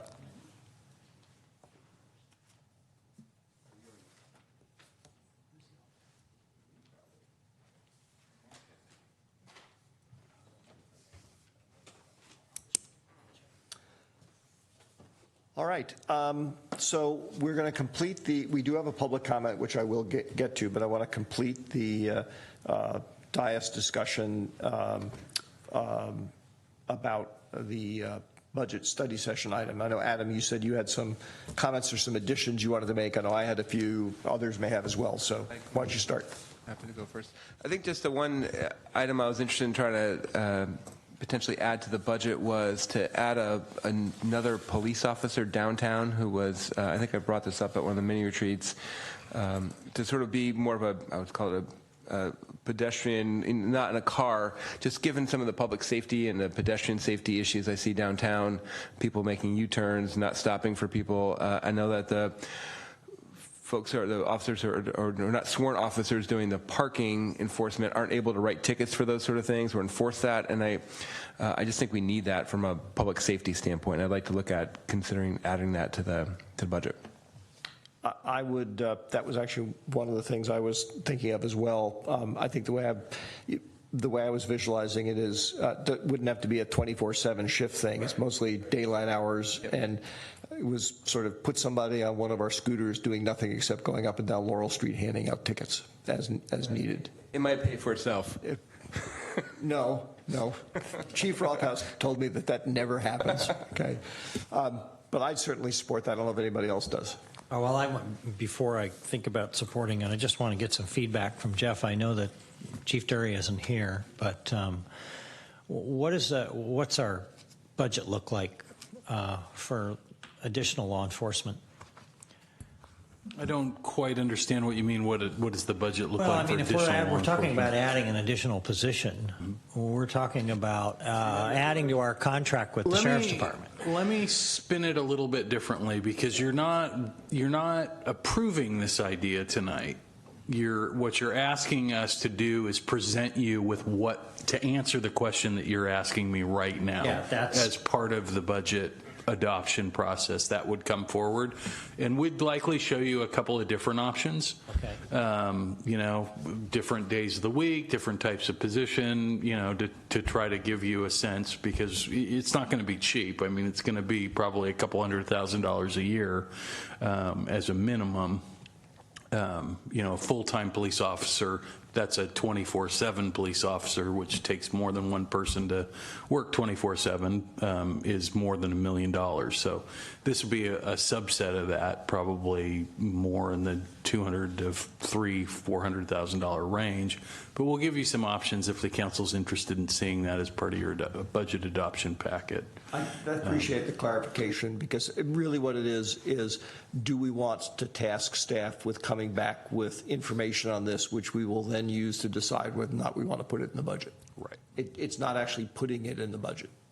Yeah, and this did come up at the mini retreat, so we've given a little thought to it, but this would be the appropriate venue to sort of, if it interests you, somewhat, and you want to see the details and have those questions answered, then that's what we'll do. And then when this budget comes back, What's the timeline? Would it come back in next meeting, 2 meetings? I think it's 2 meetings from now. Yeah. During the budget adoption meeting. The budget adoption meeting, and that's typically how this process would work. If the council has ideas about things they'd like to consider adding to the budget, tonight's not the idea to add them to the budget. Tonight's the night to say, hey, we're interested in possibly adding to the budget. So that would be fine. I'm good with that. I support that. Okay, good. Adam, did you have anything else? Nope, that's it. Other comments, additions, deletions? So I had a couple, but. Could I, Mark, I just want to make sure from the question standpoint, the only other piece that I talked about was additive was the the parking and the charging stations. So I just want to make sure that was captured as something that would come back, or we were going to handle that separately. I just want to get clarification on that. Where that can come back as a potential budget item. Jeff, Steve, what's? Sure. Okay. I thought that was one of the other ones that I had it down as lighting, electrical, and other options related to Wheeler. The council was interested in some of those things. Yeah, but we were also tasked with talking to the developer about adding more, and Tesla and. Right. Okay. Maybe you can get Elon Musk to come up and wire it in for us. Tell him he can't do it. Then I'll make him show up right away. He's my best friend. A couple of things that I wanted to mention is, and I may be wrong about this first one, but I didn't see anything in the budget that was focused on or was a follow-on to some of our discussions about doing things to improve the industrial arts district. And I want to make sure that the council is okay with that not being part of what we're going to be acting on in the budget. Personally, I wouldn't mind having staff come back again as a potential addition item with some input on what some of the things we talked about earlier might cost from a budgetary point of view. But that's up to the council about whether we include it or not. That was a topic that we had spent some time talking about, and I didn't see anything in the budget about it. So if and Steve you might want to, we've been Sarah and I are on the subcommittee for that, so we've been talking with the board over there, the Business Association, and working with Public Works on a couple things that are, I think, basic things that are not impacting the budget, but Steve can add to that. And you may be comfortable with that. You may want to talk about doing more. So kind of to follow up on what Council Member Rack has indicated, yes, we have been in contact with the IABA, Industrial Arts Business Association, and they were requesting a few improvements. One is kind of refresh some of the red curb painting, which we're currently doing. I think the other is to look at adding some additional that rotary. San Carlos Rotary style trash and recycle receptacles in that area, so we're kind of working with them on that, and then contacting PG&E to add some additional street lighting within their district, and so we do have an avenue to kind of proceed on that. So those are the things that we're moving forward. I know there's some other areas like adding some additional sidewalk or some street improvements and some additional crosswalk improvements. Those are kind of a long-term thing and something that I think Al and I probably need to talk a little bit more and kind of do a larger overview of what can go down there. But I mean, basically the first three, the curb painting, the trash receptacles, as well as the lighting, we're trying to move that along further. And those are examples of things that strike me as they definitely take staff time to coordinate and arrange, but actually most of the cost of them is the third-party cost. That's correct. Right. Okay. And again, I bring this up just because if people are comfortable with that, that's fine. It's just I didn't see anything else in the budget specifically about that. I appreciate you bringing that up, Mark, and just double checking. Stephen, do you feel like you have enough money in your budget for the lighting when that gets approved by PG&E? And well, we'll have to kind of double check. Right now, I have to kind of go through the permit process with PG&E, and so they'll tell me how much they're going to charge for the engineering as far as doing the work itself. So I don't know what they would be charging as far as, so once we have kind of the dollar figure, then we probably need to come back to council. You'd come back, okay. Could we, maybe this is a Jeff question, could this not be another one of those items that comes back with some staff analysis at the budget adoption so we know what kind of money to put aside, or is it like, no, we can't get it done in that time frame, so we just do it? I don't think there's any chance we could get it done in that time frame. So this is going to be one of those projects that just kind of has to move on its own pace, and when it's there, you'll see it.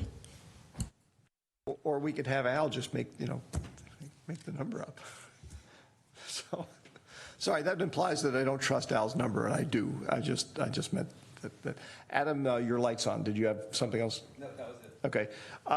The other thing I wanted to mention that I did not see in the budget, and that may be because I'm the only one who is really concerned about it.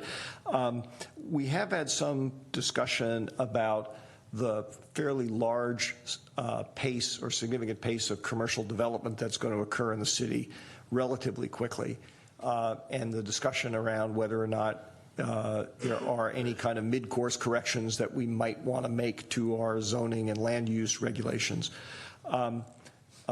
It struck me that if we were to want to do something like that, A, we would probably have to do it sometime in the next year or so, and B, that it would cost some money to do. And so that therefore, to me, it's a legitimate thing to ask about whether or not we want to include some money to that effect in the budget. But as I said in my introductory part of the comments there, that may be just because I'm the only one who's really concerned about that. But I want to make sure that the thing not being in the budget, the council is okay with, because the way I read it is that means that we are not going to take any kind of steps towards potentially reviewing those land use regulations in a meaningful time frame. We can always review them. I thought that well, I guess I'll wait for Rebecca, but I thought in the housing funds that it says study land use and regulatory options. So I guess. It did say that, and maybe I'm wrong. I had assumed that was specifically related to housing. Mark, could you help me understand what your objective is and what you're trying to get at? I'm not clear that I understand what you're asking for. Yeah, there's, in a nutshell, there's 2 million square feet of office space or more commercial space that is likely going to come to fruition in San Carlos. And the question is that acceptable to us? Is there something else we want differently out of the developers for doing it? Are there different regulations that we might want to have? That's going to require land use study. Are you talking about Industrial Road and the projects that are underway right now, or are you talking about something different? I'm talking, I don't, were you at the State of the City address? No, I was in the beginning, but I didn't. Okay. Since it's public, I'll send it to you. There's a chart that shows in the area between Britain Industrial, Old County Road, and roughly Commercial Way. There is currently either under construction or likely to be built sometime in the next relatively small number of years, 2 million square feet of commercial space. There's 500,000 square feet plus being built right now at Meridian 25. But that's where L3, Kelly Moore, and a handful of smaller properties come into play as well. And, you know, again, if we're fine with the existing regulations and we're fine with the trajectory we're on, then there's no reason to study it. But if we do think we might want to make some changes, we're going to have to make those changes relatively soon, and that's going to require that we study them, because we can't just make those, make those changes without study. So that's why I'm asking whether or not we want to see something like money put aside for that in the budget. I'll just give you a couple of thoughts. We've, you know, the way our zoning is set up right now and the way our goals are set up right now, I think we have a lot of flexibility.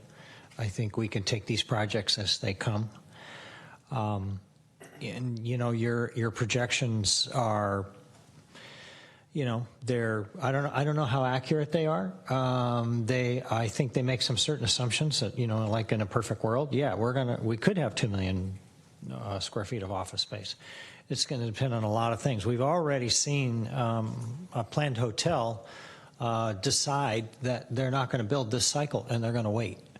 So, you know, while those things could happen, I think our process is pretty well engineered so that we can deal with these contingencies or these developments as they come along. So I just don't think it makes a lot of sense, just personally, that we embark on you know, a study that's going to potentially alter that design in the immediate future. I think if we get to the point where now we're just flooded with all these projects, and I know it seems like we're flooded with a lot of projects, but a lot of projects are nearing completion. A lot of projects are going to play out over the next 10 years. Some projects may not develop at all. So that's why I'm a little hesitant to start looking at, you know, making a lot of, or doing a lot of work on land use changes. Fair enough. I respectfully disagree with your sense, but I certainly can't prove that. So that's why I'll just respectfully disagree rather than try and go further. I guess the comment that I didn't make explicitly that I want to make explicitly now is one has to remember that the way, from my understanding is of the way land use regulations get bound to properties, by the time we actually know what's going to be built, basically at that point it's too late to do anything.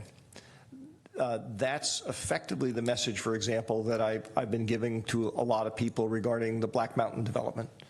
Okay, is that certainly once the plans are submitted, trying to stop them is a fool's errand, because it's very expensive. You're just going to get sued, and you're going to lose money. You're going to lose a lot of money, and then you're going to have the project built anyway. So that's the reason why I'm sort of asking whether we should do it now rather than wait until we actually know what's going to happen, by which point it's too late. But as I said, that's just, you know, it's our collective judgment about what to do. So, Mark, I'm still not following. I'm not understanding what the problem is that you're looking to solve. What do you think the reaction would be to the average person in San Carlos if I told them categorically that there are going to be 7,000 new employees in that area of San Carlos by 2028? And that think about the housing impacts, that there would be no housing for those employees as well, but just that impact. And if the answer is, I don't think anybody would care, fine. My sense is that I think there's a significant number of people who would care. And that's the question I'm asking, is whether we should, if I'm right about that, should we react to it? Should we think about doing something different? That's all. So, Adam. I guess I'd be maybe interested in this topic for the mini retreat to talk through a little more, Mark, and spend a little time on it then versus from a budget item now, because I do think there's some things that maybe I'd like to flesh out more before sort of committing to, because I think if we're thinking about the overall zoning on the east side, and would we want to look at some changes to put more housing flexibility in there? I could be interested in that, but I guess I'd want to flesh it out first before we sort of set up a fund and talk about that stuff or some project. So if you're good with that, I'd support doing that. I'm perfectly fine doing that. That's not what I would do. No, it's not going to get your thing that you want right now. No, it's not what I would do, but I'm perfectly fine with that. Okay, I'm perfectly fine with that. Always room to talk more. So, okay. I was going to ask one quick. I know you've got the one speaker comment, and I was just being mindful because we also flipped this part of the agenda too. So if the speaker came earlier to be here when we were originally doing the budget study, and then we... No, it was actually related to this item, to the budget study. Right, I understand, but we moved the budget study. Budget study is supposed to be earlier in the meeting. Yes. And now we are now. So I just learned a few minutes ago what the topic was. So... I understand. So if we're done with our discussion, I'm going to do public comment. Okay. Is there anything else that people want to say in terms of guidance? Okay. Then we do have a speaker card here from Jennifer Beck. Jennifer, if you'd like to come up to address us. Thank you for being patient. Thank you. I'm Jennifer Beck, and I'm representing the Industrial Arts Business Association in San Carlos. It was suggested that we send a representative from the board to this meeting to advocate for our association. And as was mentioned earlier, we are looking to improve the neighborhood, mainly to make it a safe, welcoming place for visitors and for the workers there. Lighting is something we're looking at, and also trash was mentioned, trash receptacles. The Rotary Club has donated one trash/recycling receptacle, and we would love to have more placed in the neighborhood. From my understanding, these specific items cost $5,000 per unit, and the businesses in the neighborhood have gotten together and are trying to raise money for lighting and the trash receptacles, as well as going out on their own as a community and cleaning up the neighborhood, picking up trash, as Sarah is well aware of that. She was there helping us a couple weeks ago.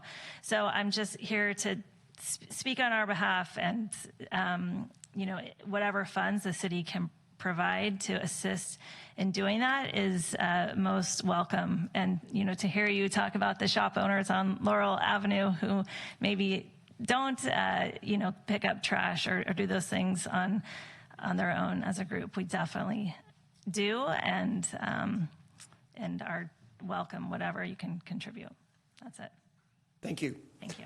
Thank you, and again, thank you for your patience. And it actually does spark, for Steve, an additional question, for me at least. The trash receptacles that we have downtown, I know some of them were donated, I guess, by Rotary. Is that correct? That's correct. But there were receptacles there before, which presumably the city paid for. Yes. Okay. So there's a precedent for the city paying for trash receptacles, right? How much does a trash receptacle cost? Roughly? Well, the pair, as Ms. Beck has indicated, the pair is a little over $5,000. So this is trash and recycle. And how many would, if we were to put a reasonable number throughout the industrial arts area, what would that be? Well, currently, and I haven't spoken to them recently, but currently they're looking for two pairs, if you will, one at Washington and Bayport, and one at the PG&E substation off of Industrial.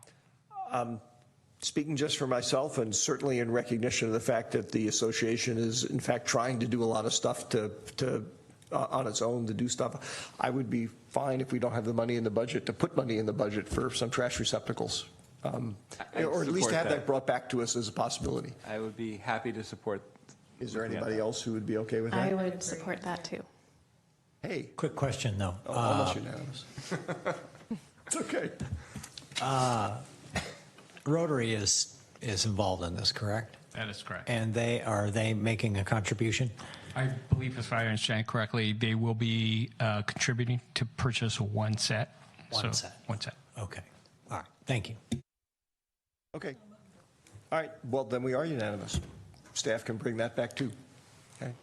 All right. That was good discussion. Jeff, did you get what you needed out of that? I think we got everything we needed. Okay, good. That brings us to item 11, additional council communications and announcement. Everybody talked out. Is somebody have anything they'd like to say? Okay. I thought it was a good discussion. I'll just mention in passing, I'm looking forward to our mini retreat, which I hope will also include kind of a reflection on sort of a mid-year update on some of the changes we've done, because just because we change something doesn't mean we want to keep doing it. So I think it'd be a good time to discuss that as well.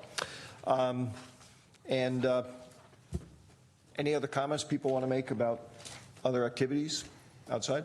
Then, Jeff, I think it's over to you. Staff comments on city administrative business. I would just like to thank Rebecca Mendenhall and her staff for putting together the mid-year budget review. I know this is months and months in the making, and as always, you and your staff continue to impress. And I'd like to thank all the department heads, Stephen, Amy, Al, who are here, and their division heads in the room for all your hard work and thoughtful contemplation as you go through the budget each and every year to try to fill needs and continue to provide high quality services to our community. So thank you very much once again for your efforts in bringing this forward. And I think probably I can speak for the entire dais by saying agreed. You guys did a great job once again. I personally have to say I really like the layout of the reports. I mean, part of the reason, this may not be a good thing for you, part of the reason I was able to ask so many questions, I actually was able to get into the numbers relatively easily. So maybe next year you want to obfuscate them a little bit more. But no, good job. Ron, did you have I just had one more thing to add, and I want to echo my thanks to staff. As always, a wonderful job. I also want to say to anybody, I know there's no public here, there may be a few people at home that are listening, but I was really impressed with all the applicants that we had for our city commissions. We had, how many people? We interviewed 11 people for 2 commission positions. We did choose some people. I would like to see just a report out, put it in a consent calendar or something when we're all done. Appointing the people to the commissions. It'd be great if we just had, administrative report announcing who we appointed, and maybe invite those people to a council meeting so that we can recognize them and thank them for applying and wish them good luck on our various commissions, because they're volunteer positions. I've been on a couple of them. They're a lot of work. A lot of it goes unnoticed, and I'm just grateful that we have a lot of people that are interested in serving the city. And one last thing I want to add, I can't begin to tell you how many people have said, I applied for this job because I went to the Citizens Academy. And so that has just been an overwhelming success. I may have missed something there. Were you suggesting, Ron, that maybe some of the folks who are completing their terms, that we recognize them? No, I was, which I think is a good idea. I think that's a great idea. But what I was specifically talking about was inviting the people that we have appointed to come and just thank them. Just put it on it would probably take us 2 minutes. I like that idea, and I mean, there could be some downsides in certain situations, but I mean, I also like the idea of thanking people who have served on the commissions as well. Yeah, in some absolutely. I fashion. think So that's a great suggestion. Can we could do it in the same task meeting. staff with taking care of both those things? If there's some more clear direction, then yes. That wasn't clear?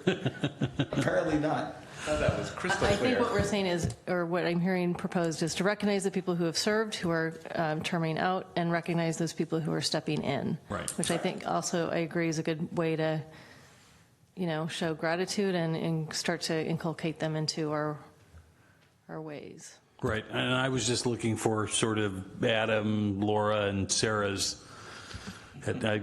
Yes. Thank you. All right. With that, I think we are on to item 12, which is very simple, adjournment.